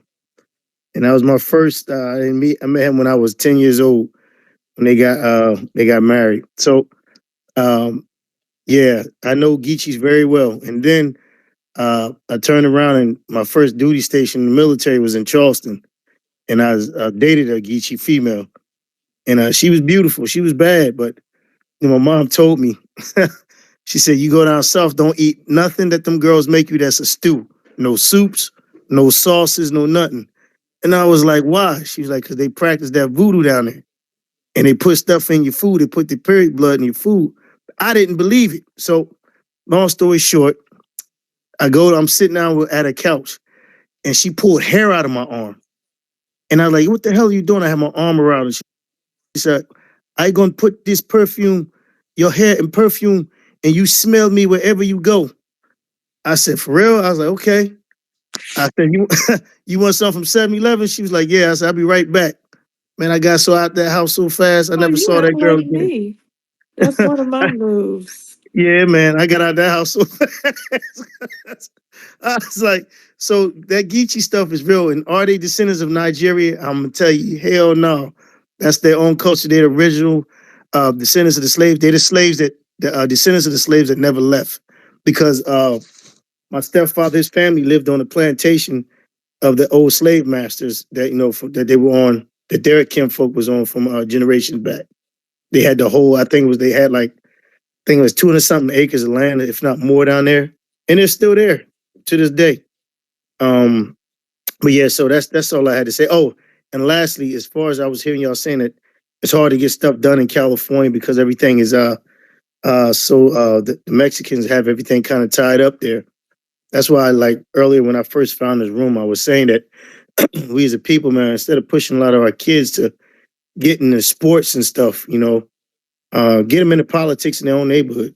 Like have them get their degrees and run for city mayor, run for Congress, run for senators, run for police chiefs, whatever you can. Just try to work on and staying and building the community up. That way we can get stuff done and make significant changes.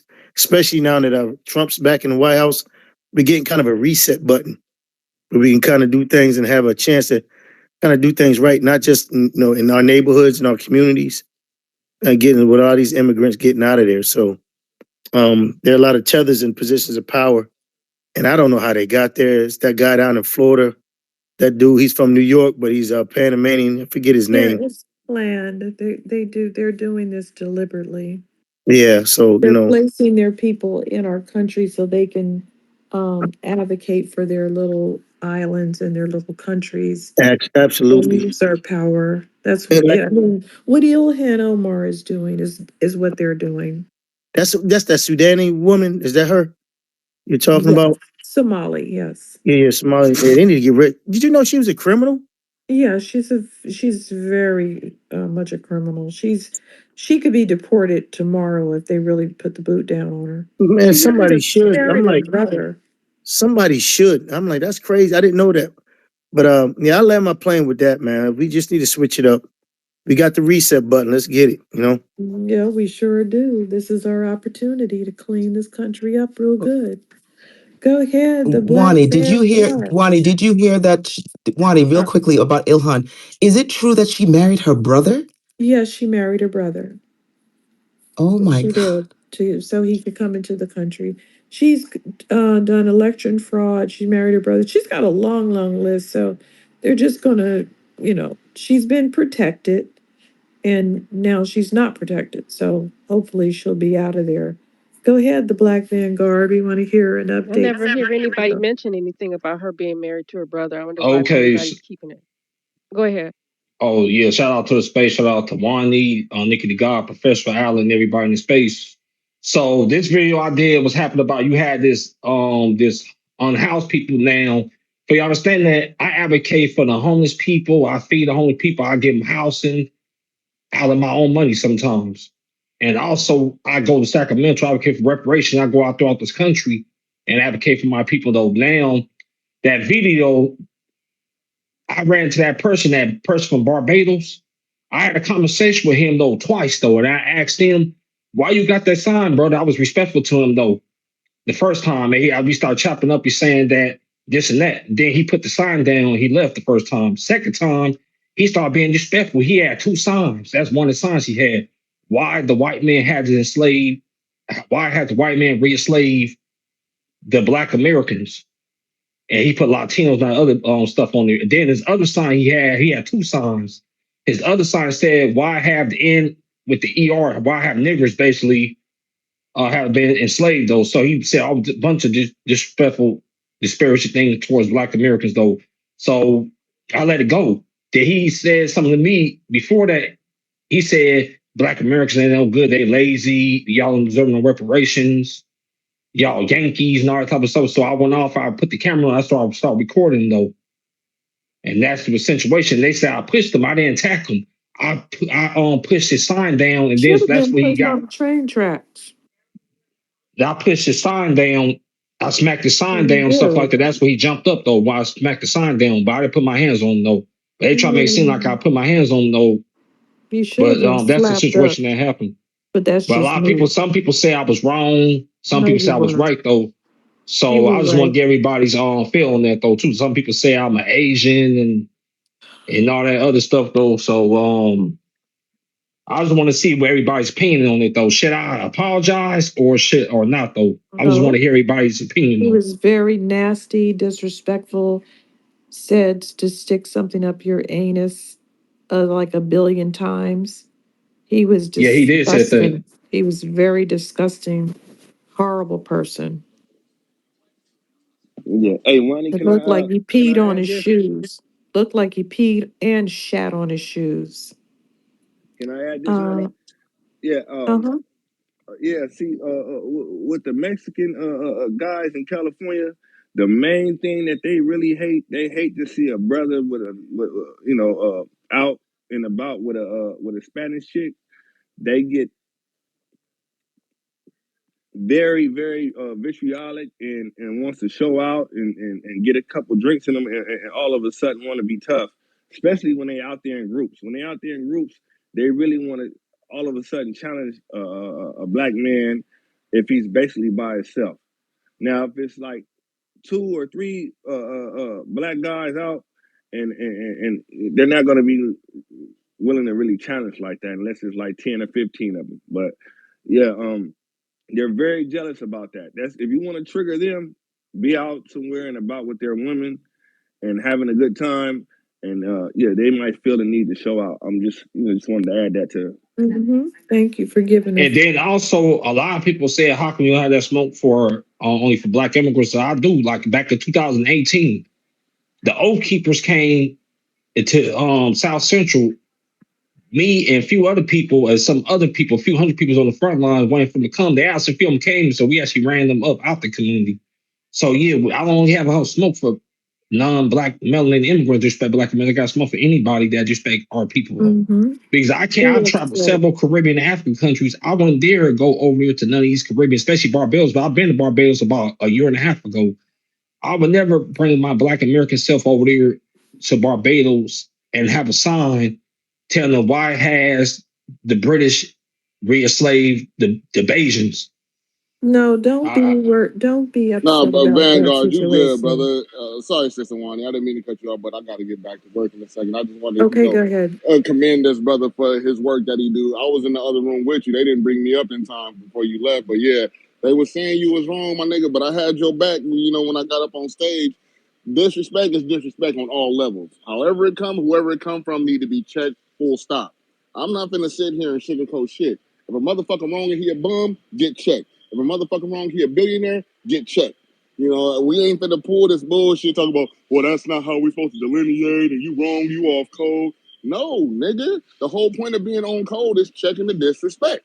You know, and they didn't see it that way. But then again, I land on that. I love my people, Sister Wani, Professor Allen. You know, I honor y'all doing Black History.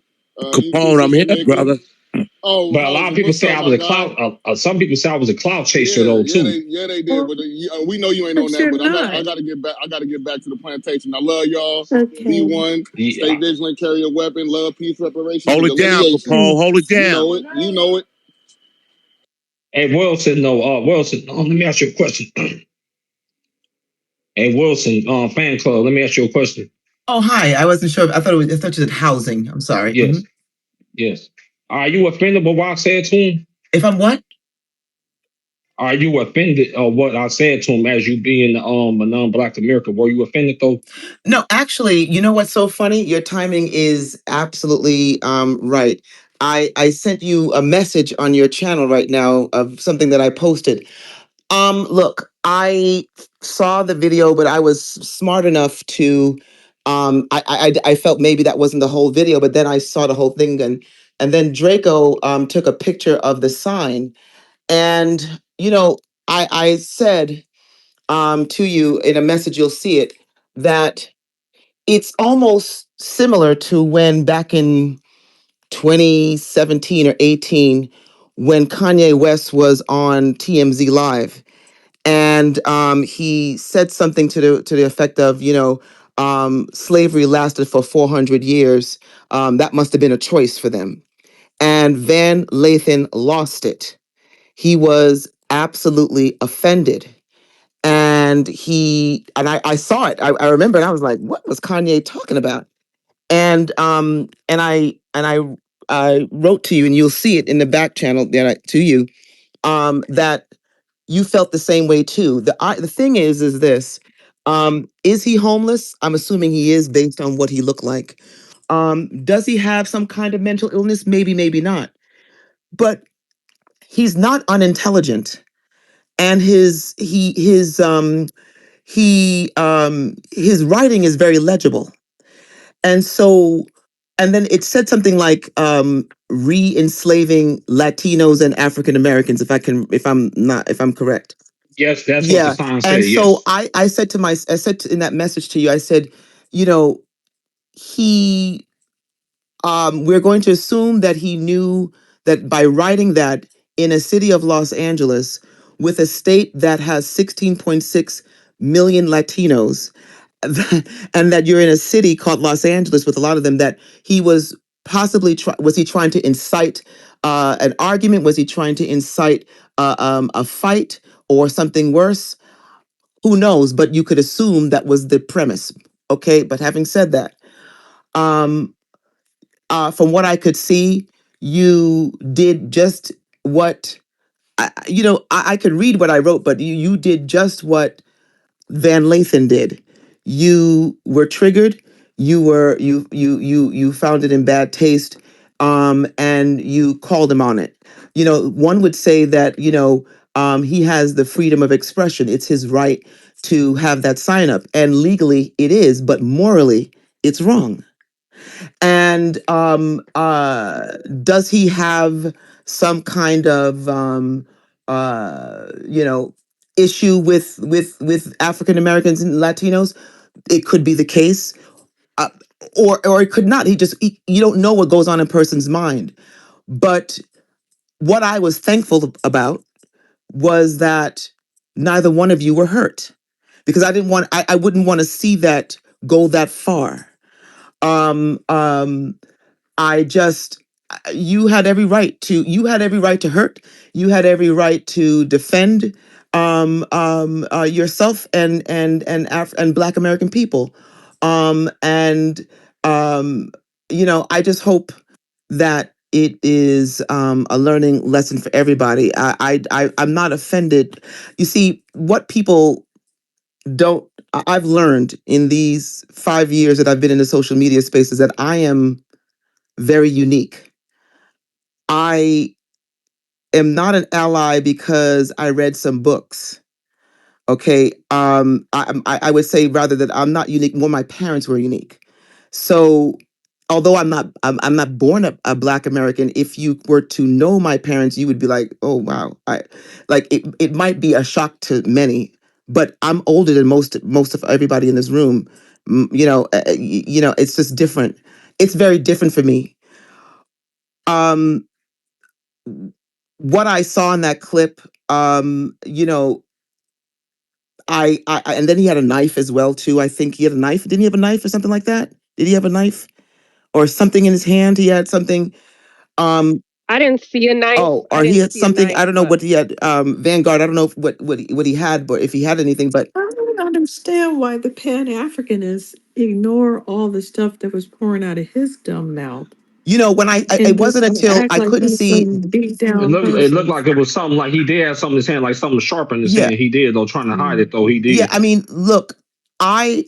I what I saw on the video, but what I read on that post, it was the post, and I was like, oh, now I see what was going on, because now that it was all put together. And and I wrote in that piece that I sent you, I said, I know I'm going to catch bricks for this. And I actually said to you, if you found what I wrote to be offended, out of respect, I will delete it. But when I reach out to somebody, I give you my heart, because I'm really giving you what I really feel. And I do.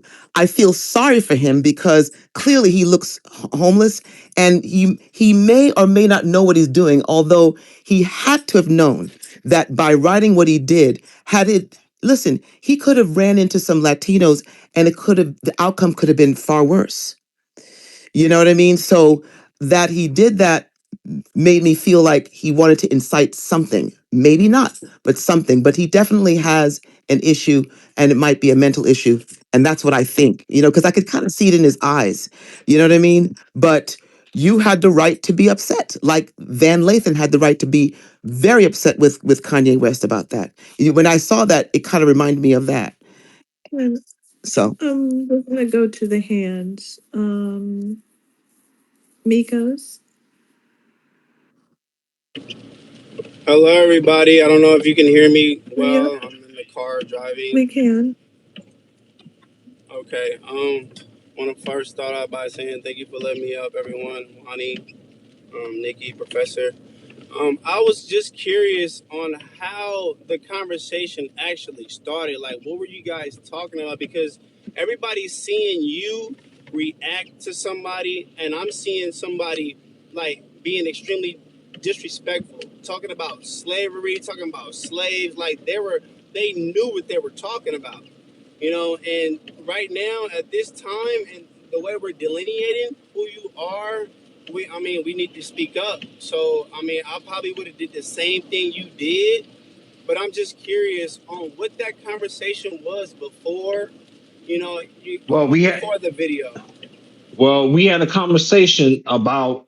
I told my, hey brother, you got that sign, because I remember I seen it about a month ago. I was saying, hey brother, you got that sign though. I said I didn't know what lineage was though. I was sure about that sign. I said, why he got that sign up saying why the white man has to re-enslave the African Americans though, and he had another sign said niggers meant to be sorry I said that, meant to be slaves though. So he had two signs. That's one of the signs he had. He always comes with two different signs. He comes there I guess somebody said he comes here like every other day though. But I happened to catch him 3 times within the last month though. First time I told him, hey bro, you should take that down. I didn't know what lineage she was. I said, hey bro, you should take that down. That don't look good though, man. You actually disrespecting our ancestors, especially during Black History Month. I said, yeah, that's unacceptable, man. You should take that down. And then he ignored me. I said, okay, I'll deal with it. Then I came across again, and I said, though, hey, brother. And then he started getting a little violent. And then Can it I was other people interrupt you watching. real quick? Can I interrupt you real quick, Vanguard?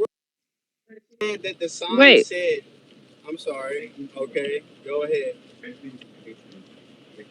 no, go ahead. Go ahead. I was gonna ask a question, but go ahead, honey. Go ahead. Okay. And then No, after that, he started saying disrespectful things. Though second time, I say okay because it was a whole bunch of people out though, so I don't want to cause a scene like that. Then I okay. seen him again walking on the train platform and stuff like that.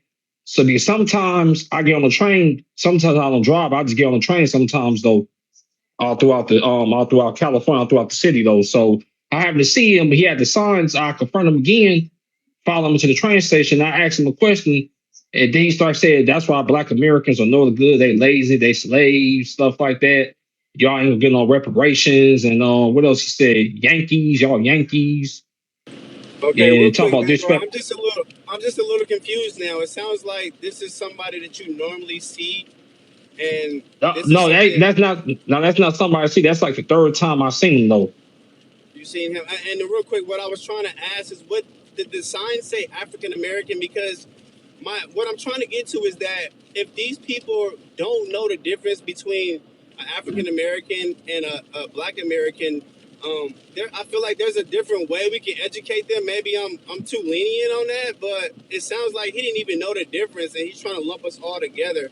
And when you said like that's not right, like I feel like, you know what I mean. Maybe he should have been schooled a little bit different on who Black Americans are and who Africans are. But I mean, at the end of the day, you did what anybody else, what any Black American right now in this time would do. You know, we're sticking up for our lineage, we're delineating, and yeah, you have to confront that type of things and put it on video and Yeah, make sure you're doing it the right I way. won't say that because other people did spaces though. I think it was think Trinity or something like that. I don't know who that person is Oh, he though. needs to shut up somewhere. You Right, have I right. think people Trinity and like Roundup was talking bad about you guys, to be honest, and it just pissed me They off. said we So were a hate group and before yes, anything. So they're just looking yeah. for anything. You have the right to tell him. He shouldn't have a sign saying anything. His fucked up ass is in this country, living in the dirt with shit and pee on his feet, talking about who should leave a country Do he y'all shouldn't think I even was be wrong in. because a lot of people call him elder? You should have confronted elder. No, Like no, you should Okay, have here's called the I didn't. nice. deal. No, you Here's the should have deal, called though. nice. When you see those black people being, and I'm not saying you were right or wrong because there is some parts that I did not see, but here's the deal. When you see these black people being killed in the street, you see the white people in the comments saying, oh, well, the cop shot him. You don't know what happened before the video started. You don't know what happened. Well, it could be what, maybe we don't know what happened, what the Black Vanguard was saying, what he was saying to the Black Vanguard before the video started. So we need to keep that same energy. I don't agree with attacking people for no reason, but I don't know what happened before the video started. So I can just say I don't know. So I'm not going to attack him and say he was wrong and I didn't see, and I didn't see No, I didn't everything. attack him. All I did was smack the sign from his hand. Though he jumped Yeah, up and yeah. I didn't see you attack. I didn't see you No, I hit him didn't or attack nothing. him I at all. saw I that. was just want to confront him to see why he keep doing that though. And But then I kept seeing him I was gonna help calling him us out. slaves. I Yeah, I did was gonna see help him. him call us slaves several times, and I didn't Yeah. like that. I saw he had an accent, and I saw him pretty much calling you a slave. What made him, if he didn't know what we are, what made him start calling people slaves? Yeah, he knew People say exactly what what he they was think. doing. People say what they think. That what's in their Somebody people probably express what's in paid their him, Nikki Cigar. subconscious. People express what's in their No. subconscious. That's That's do just we how Somebody he probably been always feeling. say paid him. people? Why do we always say that these people are don't know what they're doing? Why can't we just admit that these people are just horribly nasty toward us? And they know exactly what they're doing. That's really what it is. They know This exactly phone what is they're about to doing. die, just so you don't think I'm leaving, just in case Oh, it dies. Just so, because I'm gonna come back just in case it And dies. also, you got this person called Mama Moto or something like that, though. As threatening to say I'm gonna come to the Bay Area, beat his ass, and all that type of stuff. You know, I'm not worried about it though, because I can handle my own self though. Because yeah, I'm military trained, martial arts trained, so I really ain't scared or nothing like that though. But I could imagine all these Pan Africanists though that supposed to be all about black unity, but they saying all these types of disrespectful things towards me, and yeah, they they need to be are checking. They like need to that. be checking the person that say that disrespectful things. There's a whole bunch of videos and online and offline where you got the disrespectful Caribbean, African, respecting our lineage, Black Americans Foundation, Black American Sons of Freedom, and they don't check them.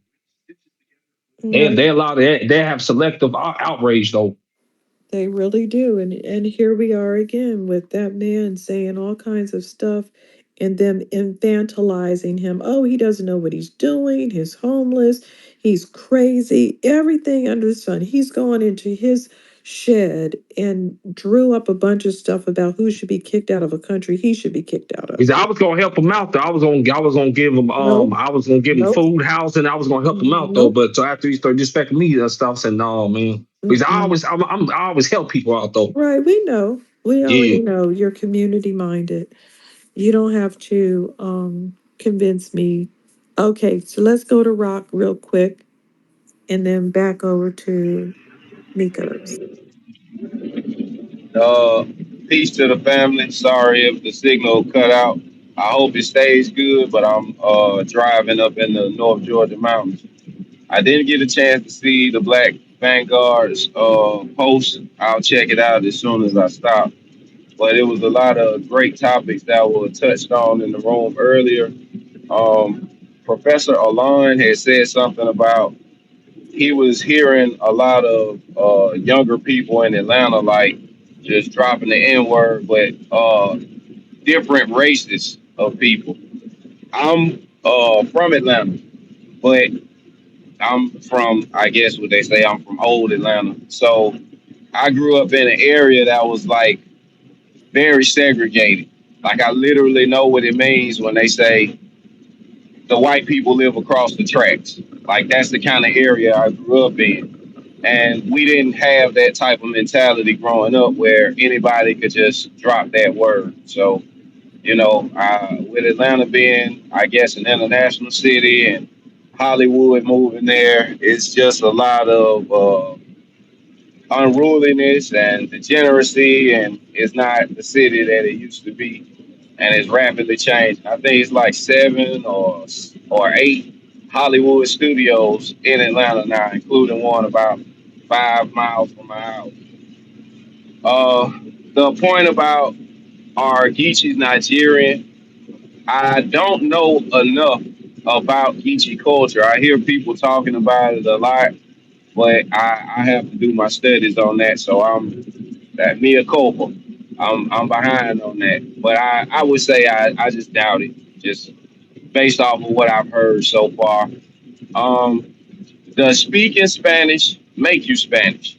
So there were a couple of people that touched on this subject earlier, and they were saying like it's heavy delineation in the Latin American world. I served in the Navy. When I was in the Navy, I had an acquaintance who was Colombian, and for all intents and purposes, I just thought he was a kid from New York, from the way he spoke and the way he carried himself. Until he was like, "No, I'm Colombian."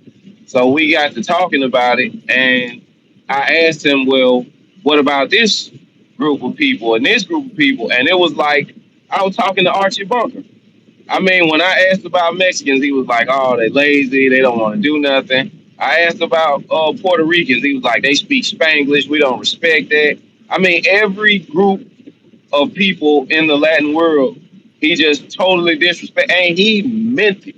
It was wholehearted. It was full throated. So no, speaking Spanish doesn't make you Spanish, and they have real bad colorism. Like someone else spoke on. I can't remember if it was Wilson or Black Thought, but I have been to the Yucatan Peninsula and the province of Ru Quintana. When I was in the Yucatan, Black Thought was right. They have natives who do not speak Spanish. They took us to an area where a native performed some sort of like prayer and ceremony before we went into like one of the one of the sites that they were unearthing. And he spoke have a translator there, but he was also a very dark man. Do Like, you remember what he was speaking? He was speaking an indigenous language? That's yeah, wild. yeah, he was speaking an indigenous language. I mean, I got the Wow. pictures of the ceremony. I don't Oh have yeah, Because recording of I went to the I've that been language. area to see Chichen Itza, and I, I never met those people. I've been over there to a lot some of these Latin American countries like Mexico, Colombia, Panama, Costa Rica. I went over there. They got this tribe like the Zapotecs, the Otomis, the Hawaiians, the Hawakins. They don't speak Spanish though. Some of them speak their indigenous language though, and then their indigenous language is totally different from Spanish though. And also the Hawakins, the Zapoteca, Otomis, the Mayans, and all them tribes over in Mexico. They treat them like they consider third, fourth class citizens over there in a lot of these Latin American countries. Wow. What were you saying, 8410? Uh, and also I wanted to say, as far as like saying, is the speaking Spanish make you Spanish? To me, and this is just my opinion based off of what I've seen and how I put the puzzle together so far. I believe the only thing that makes a person truly Spanish is white supremacy, because the people from these countries, they idolize and adore these conquistadors for the most part. Like, they talk about it like it's some sort of fairy tale, or like these are their great ancestors who conquered and did this and did. They don't see themselves as the progeny of the conquered. They see themselves as the conquerors. And I think that that's truly the only thing that makes a Spanish person Spanish. And, to me, at the end of the day, it's all just white supremacy. These people are white people, not the Latins in Latin America. But I mean, what They're they, not, but the Spanish people live in Spain and they're just like colonial byproducts. So they're in limbo because they're not indigenous anymore and they're not white Spanish people. They're just, confused, a big confused mess. So they're when you, just about as Spanish as we are English. So they have um, different amounts of Spanish admixture, and we have about 24% English admixture, but we never call ourselves English, but they run around calling themselves Spanish. oh, yeah, absolutely. Yeah, yeah, yeah, absolutely. And I just think that they lost the plot when it comes to that. I don't think that they really see themselves the way that the Spaniards see them, or the Portuguese, or anyone else. So Right. I land my plane there. Let y'all Now, finish cooking. now we don't ever hear the Brazilians saying that they're Portuguese. Have you noticed that? Oh yeah, absolutely. No, you don't hear that. But I believe I could be wrong. I believe that the Brazilian experience, I know that is not similar to ours, because you have these varying grades of colorism. But I believe it was more of a realistic experience than it is. I don't know what's making these Latin Americans feel. Oh, well, there has been a real effort to, like someone said earlier about La Raza, there has been a real effort to really whiten some of these countries. Like, I think I saw a documentary where they were talking about Argentina, where they like imported whites. Oh, They're another not thing I even saw, indigenous. Yeah, they're not indigenous. They're Europeans. another thing I saw in Mexico that blew my mind. They have signs in German or Dutch in some parts of Mexico, and I was like, this is. Do they have a colony over there or something? It had to be. But this is when we were on. This was when we were in the Yucatan Peninsula. So we went from Quintana Roo to the Yucatan. It was like a 4 hour drive. It was some sort of excursion that we planned. But yes, it blew my mind. I immediately had to go back and look. But I'm saying that because to me it ties into, like you said, there are not a lot of indigenous in certain countries in Latin America because they've imported Europeans over to try to whiten Yeah, that there's place a up. bunch of Italians over there. There's some Germans that went after the war in Argentina. Most of their population is Italian. They have like 2% indigenous genetics in their DNA profile, so they don't have anything but remnants. Now in Uruguay, they say they have zero indigenous and that they're all Europeans. I forget where they come from, but yeah, these places just don't have anyone. That's why Paraguay was talking about giving people land, trying to get people to come over there. I heard they said that that's like one of the number one destinations for Europeans. And also, this is vaguely related, but I heard a broadcast from TBA, and he was saying that a lot of the Mexicans or Latins that come here, but I believe he was speaking specifically about Mexicans in this instance. He said that they know English. I didn't. I find that to be mostly true. I didn't have a problem in Mexico finding people that spoke English. Like everyone we did business with spoke English. Hmm. It wasn't, there was no real issue with finding people that speak English, yet when they come here is, no habla inglés. So You're right. I didn't have a problem either. Um, Go ahead, housing.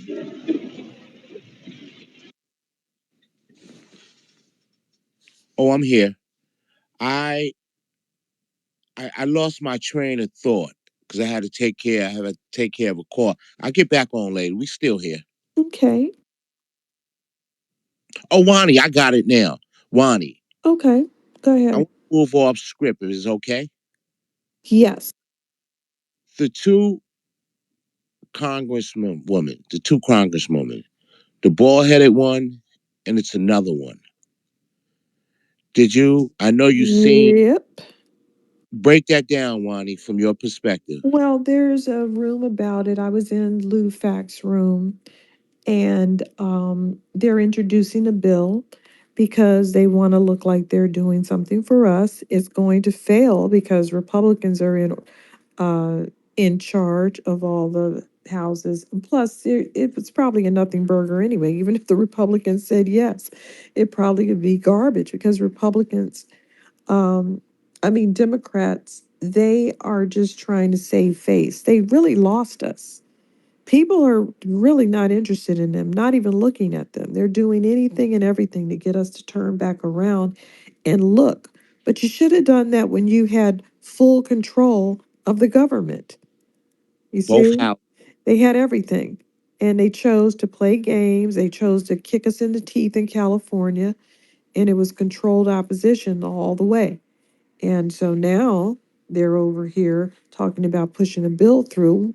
And that's really just playing games with us. It's even worse than not mentioning reparations, using it Did as you a football. crocodile tears too, Wani? Hmm? Did you notice the crocodile tears they was performing on There's stage? nothing they can do. They are absolute beast animals. They do not mean us any good. They just don't. There's nothing, I can't help it. I wish I was wrong. They're using this as a political football so that they could, oh, look, we're doing something. It's those mean Republicans. They're not going to help you. You know what? They're just really low down individuals playing around with our whole history like it's a game. They know they don't want to do anything and they know that this is not the right approach for what we're doing, and they're just trying to make noise because they know they've lost us. They've lost our hearts, bodies, and souls. People are just drifting further and further away and they have nothing to say. The spell is wearing off. Of people that keep voting, these women that keep talking shit, these septum ring people, You know, they're embarrassing. I feel embarrassed for them.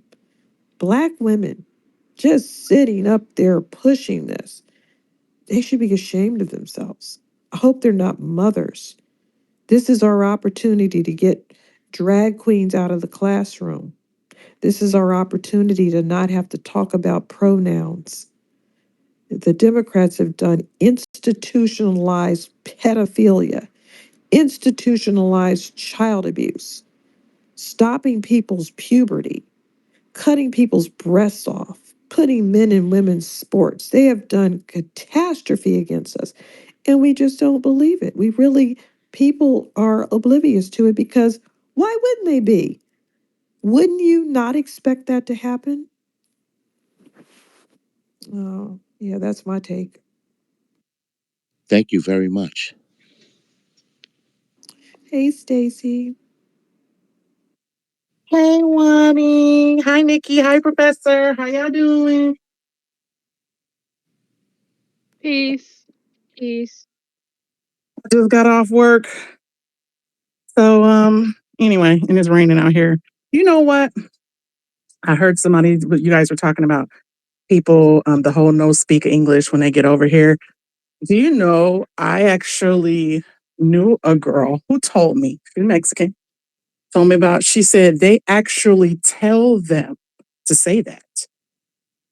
They said if it comes to like something that, like when the police stop you or if you do something or whatever, they said, let them just tell them you don't speak English. And I looked at her and I thought, why am I not surprised about that? Like, really? Yeah, you know what? That doesn't surprise me. And it was funny because I said, I always knew that they could speak English because I mean, yeah, I've been down to Mexico, but not only that, I used to work at a grocery store. And one minute they acting like they don't understand you when you're trying to tell them something. But as soon as you shortchange them a penny, all of a sudden they can speak some English. It's like, oh, you understand that now. You can speak English real good now when you wonder where your money at. And you know what? I might be late on this. Maybe you guys have already put it together or you already know. But I was just thinking, because we do one of the things I've learned from you guys is more thinking outside the box when it comes to this situation. Like as far as deep thinking about stuff in the big picture. And I thought, I know we're everybody's like, I don't feel sorry for them. They don't ride for us. They this and that or whatever. But you know why I don't feel sorry for them? Because they're trying to act like they don't have nowhere to go. And I think that is a like they're lying. They're trying to play on people's emotions. Like, no, I'm not gonna attend your pity party because and they're, the whole crying and acting like somebody are separating people from their kids and they're on there crying and they're on there upset. And I'm like, no, you guys have somewhere to go. Because when y'all left families behind. You have somewhere to go. How long have you been up here? Taking our resources, earning money, putting up your taco trucks, building your restaurants, driving your nice cars. Y'all have money. Okay, here's the other thing. When criminals, you know how criminals commit crimes and then they run and they're felons and they're running from the law. Where do they go? They cross the border.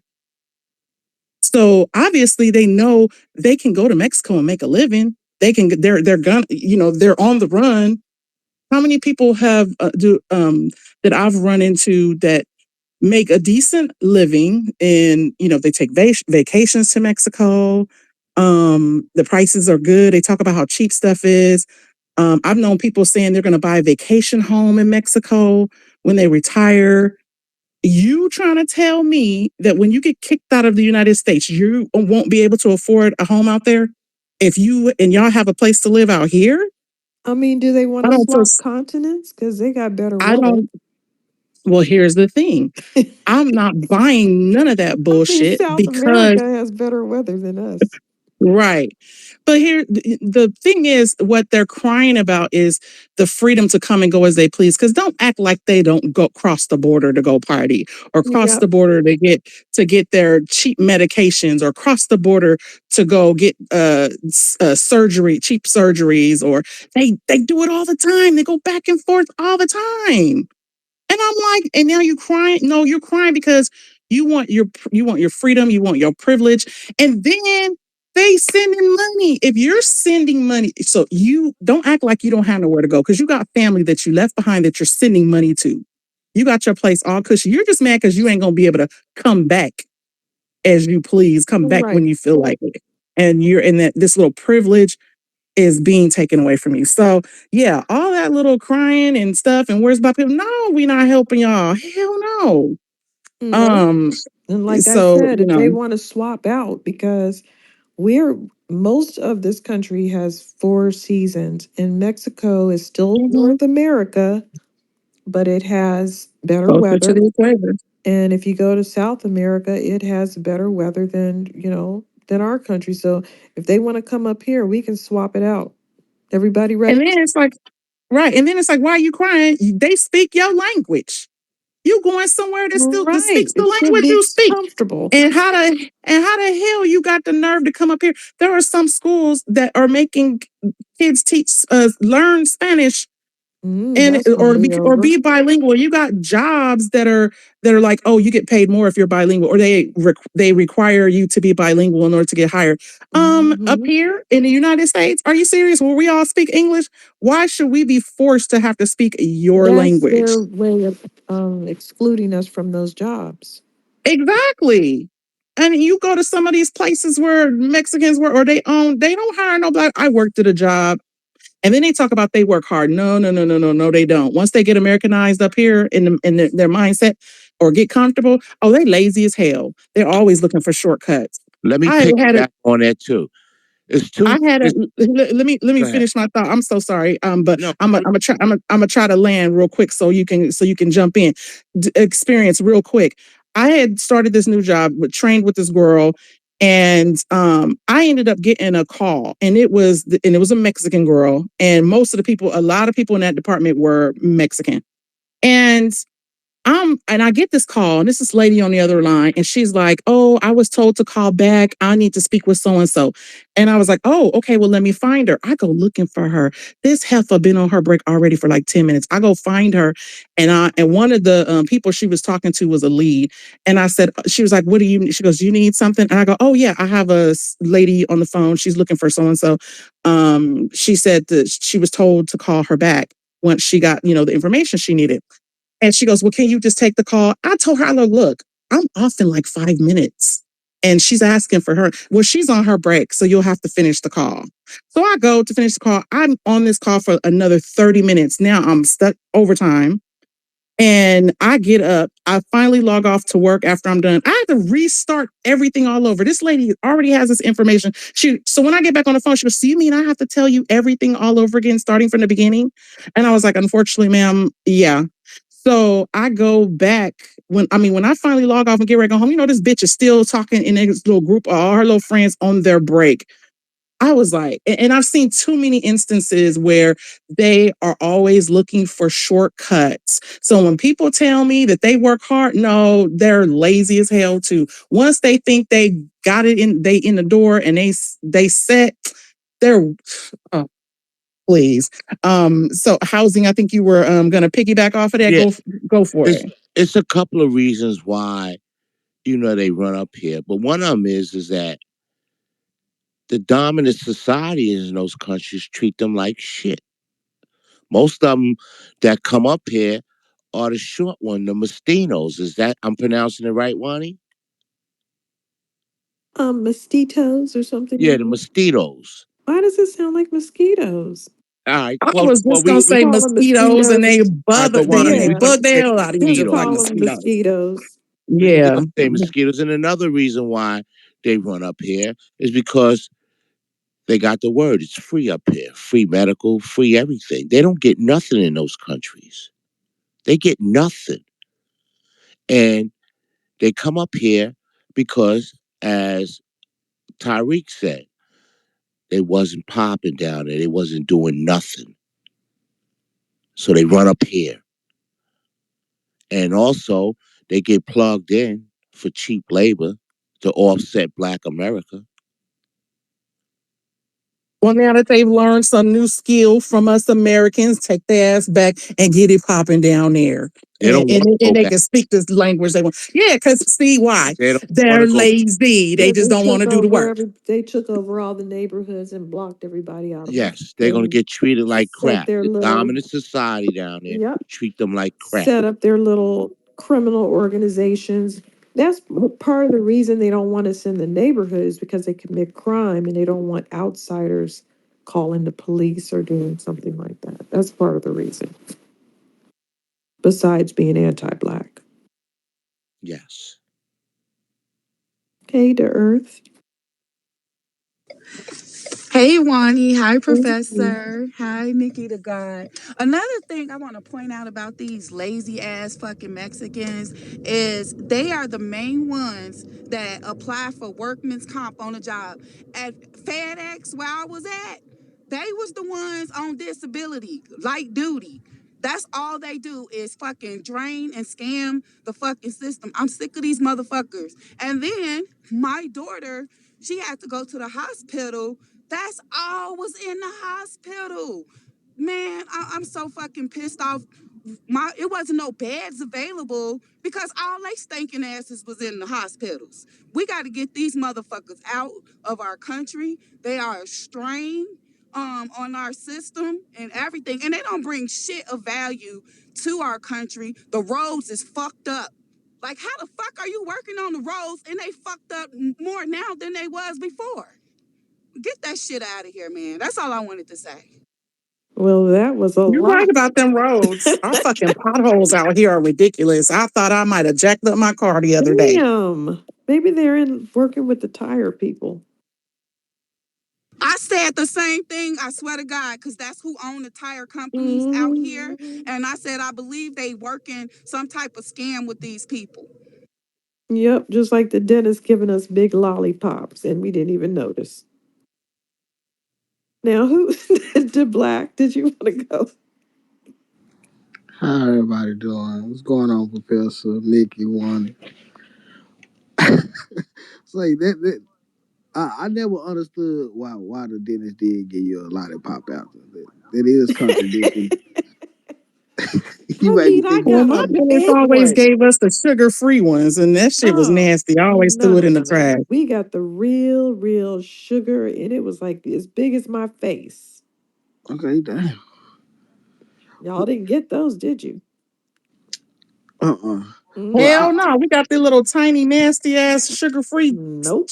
shit. You guys got lucky. We got the big face-sized ones. I was licking that thing for 4 weeks. okay, you got the Willy Wonka lollipop I give sure lollipop. did. Yeah. I think he gave out lollipops because the children were crying and Right. they didn't want to be there. Yeah. So he had to bribe them with something and he had to follow through on what he promised. Okay, and some of a reason to bring your ass back too, so I can charge. But I want to add to what Harrison just included when it comes down to like the mestizos, knowing that these people like they don't care how you say things and they word things how they want. Uh, when it comes down to like the meaning of maroon and Marano, sometimes they are interchangeable depending on the regional dialect.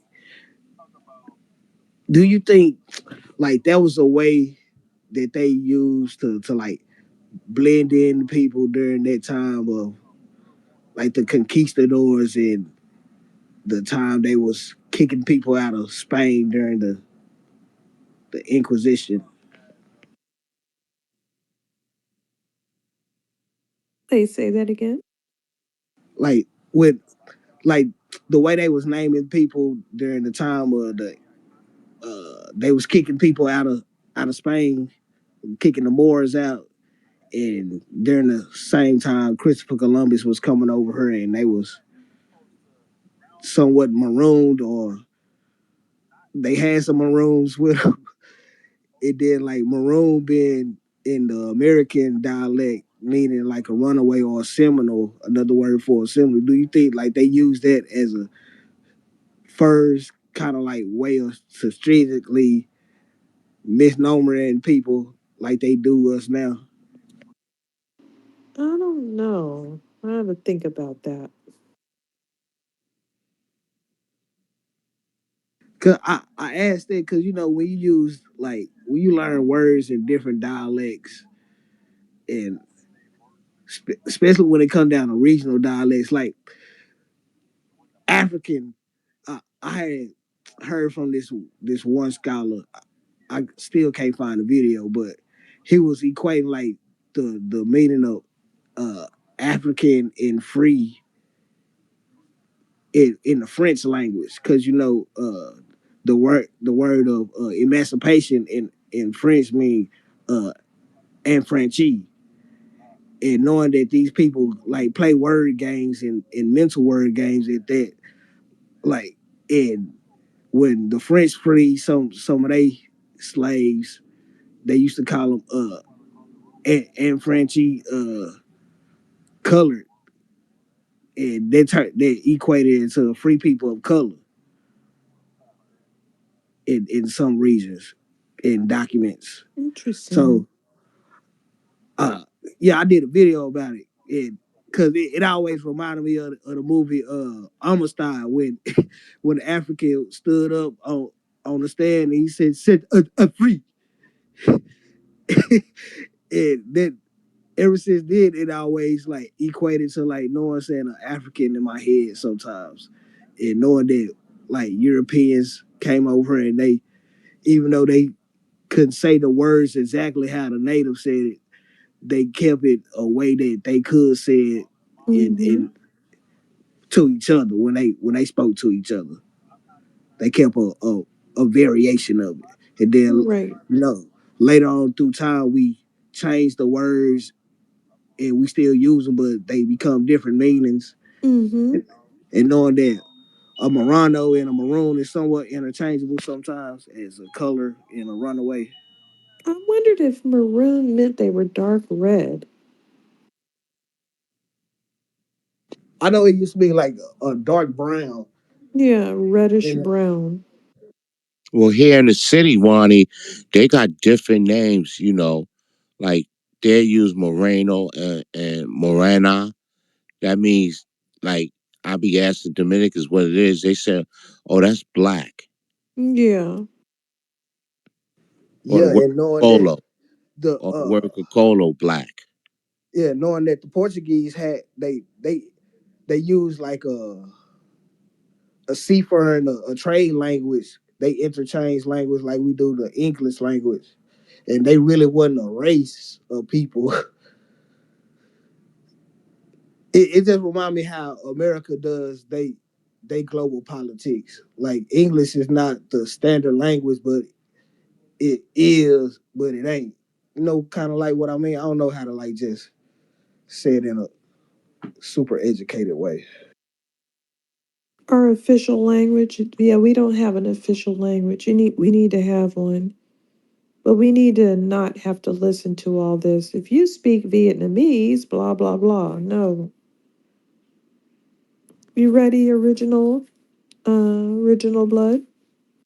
Yes, thank you very much. How's everybody doing this morning? Grand Rising. Good. Yes, Peace. greeting. Listen, I put something in the purple pill. I heard y'all talking about these Stankinos. And this is an article I had to kind of put it together. But this is I got most of the article in there. But this is an article from 207 when they were conducting an ethnic cleansing campaign on Black Americans out there in Los Angeles, particularly down there in Harbor City off the 110. Now, this one guy, he killed this black guy because a black man beat a Mexican in a boxing match. These people are savages. And then they murdered an 11-year-old baby girl, for just no reason. But see, their leadership stayed silent. Now, see, And I want everybody to clip that article I put in a digital format. So when you see them out there saying, why aren't black people helping us? Y'all didn't help us. And we all saw what went down at the LA City Council when they were scheming and scamming, trying to reduce the voting power of black Americans. Yeah, like the sister said earlier, we got to get these people up out of here. I don't care how they leave, but they need to go. But unfortunately, we have some sick people. A lot of these Democrats tend to want to think that we can work with them. You can't work with people that hate you. It'll never work. You know, you got the people like that we've headed with Jasmine Crockett. She's so sick. She has put on her website. You go to her website and look on her issues or whatever they call it. She has combined civil rights with gay rights. And see what in the way they've done this stuff, the way they got these people over here like this, they use our pain and they would always attach them to our pain and suffering to try to give them some validity.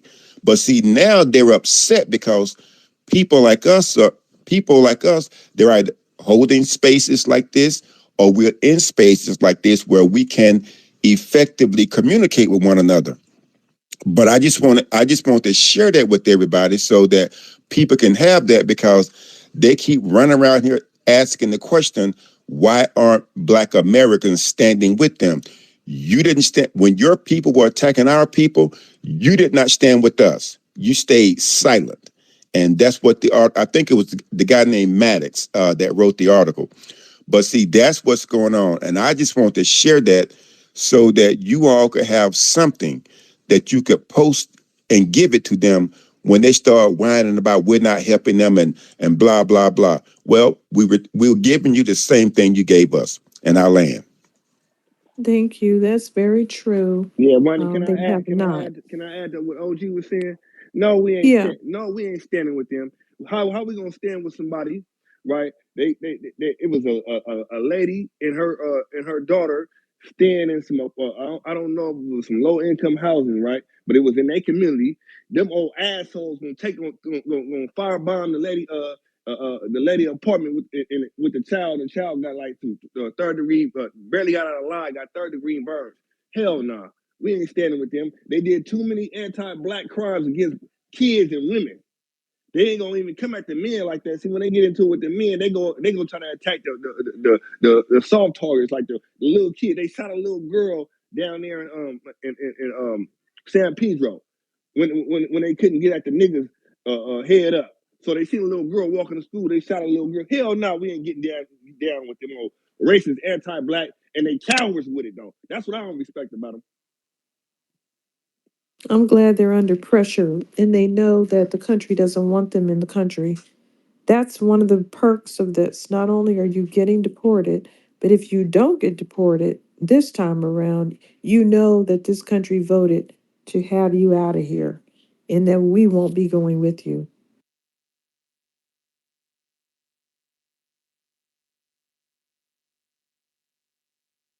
Okay, so the professor is asleep or something, and I am going to um We can. You're trying to end the space, right, Ronnie? yes. And this is how we do it when the host goes to sleep. We let everybody off stage. We can stay on stage, but we let everybody know, hey, we're not speaking, and eventually people just start leaving. So we just don't. We just clear off the stage so no one else can speak, and we just say good night to Good people. night. Good night, y'all. So I'll stay up here, but everybody else can, we love you guys. See you tomorrow. Good night. Bye bye.